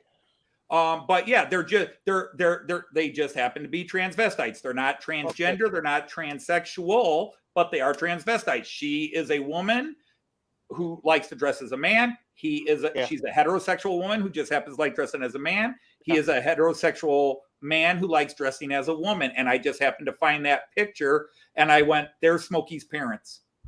Okay. Yeah. I just wanted to clarify, that. Right. But it makes great jokes. Like in the Christmas special, my favorite joke with the two so far, because I don't do jokes that make fun of them. And in fact, a lot of people, when they first appeared on screen, they went, "Oh my God, that explains why Smokey's messed up." And then if you watch it, you find out they're great parents. Yeah, and I like the way they talk about the wedding dress. Yes, that was the best joke I've given them yet. Trudy's like, "Oh, I remember our wedding. What a beautiful wedding dress." And Abel's like, "Yes, and I can still fit into it." Yeah. And you had to add the word "still." Yeah. Yeah, I mean, I thought it was a classic joke that you wore on your wedding, Anthony. Say what? Can you still fit the suit that you wore on your wedding, Anthony? Well, it was a rental, so I doubt it even exists anymore. But probably not. I think the upper body, yes. The waist, I think I was a size 34 or 36 slack, and now I'm a 38. Okay. So I'm a little bigger around the hips now. Well, and he was young. He's thickened up some. I'm pretty sure that Joyce could fit her dress even today. She will disagree with you. Probably not. She's given birth to 3 kids. Those hips are a little further apart now. Things change, yeah, a little bit with them. But She still has it though. It's I do. yeah, It's upstairs somewhere. So anyway, anyway. Okay. Now that's Sorry about that, Artie. We kept you going another hour. No, There's the zone. Well, as I just said to the trackside Mike, it's a European goodbye. Isn't that how long it takes the Europeans to say goodbye? They The stand 3 at the doorway. goodbyes. We call it the 3 goodbyes. Yeah, well, they stand at the doorway for half an hour, then they get to the car and they sit there for another half an hour and say goodbye. And then as the car engine turns on, you sit there for another 15 minutes. I've got to find that comedy. I've got to bring that comedy skit that some Aussies done up with like a European goodbye. One last thing. Review coming soon on this guy. All right. Get it up and posted. Speaking of you'll have to show that on the next show. Anyway, again, thank you everybody for coming on. Thanks, guys. Thanks, guys. I'm doing Trackside Wednesday this week, 8 o'clock. You got boobs? Wednesday, US, 8 o'clock Eastern time. I'm doing Trackside Cab Crew Wednesday. And what are you babbling about, Archie? Beg your pardon? What are you babbling about? I'm doing a show that Daryl started, the Cab Crew Wednesday. Okay. That's going to be on this Wednesday, US time, 8 o'clock. And I will make sure to be lurking at some point, Artie. Yeah. And I'm going to try to make myself scarce between now and then, hopefully, because I've got to get some stuff done here. So you just start a stream by soldering something together, and we'll get on it. No more soldering for the next couple of days. I just got to put everything together. So and have it working. And till next time, everybody have fun, stay safe, look after each other, and Goodbye. Bye. bye all. Yeah, we won't do our standard goodbye. Yeah. It's not Adios. Adios.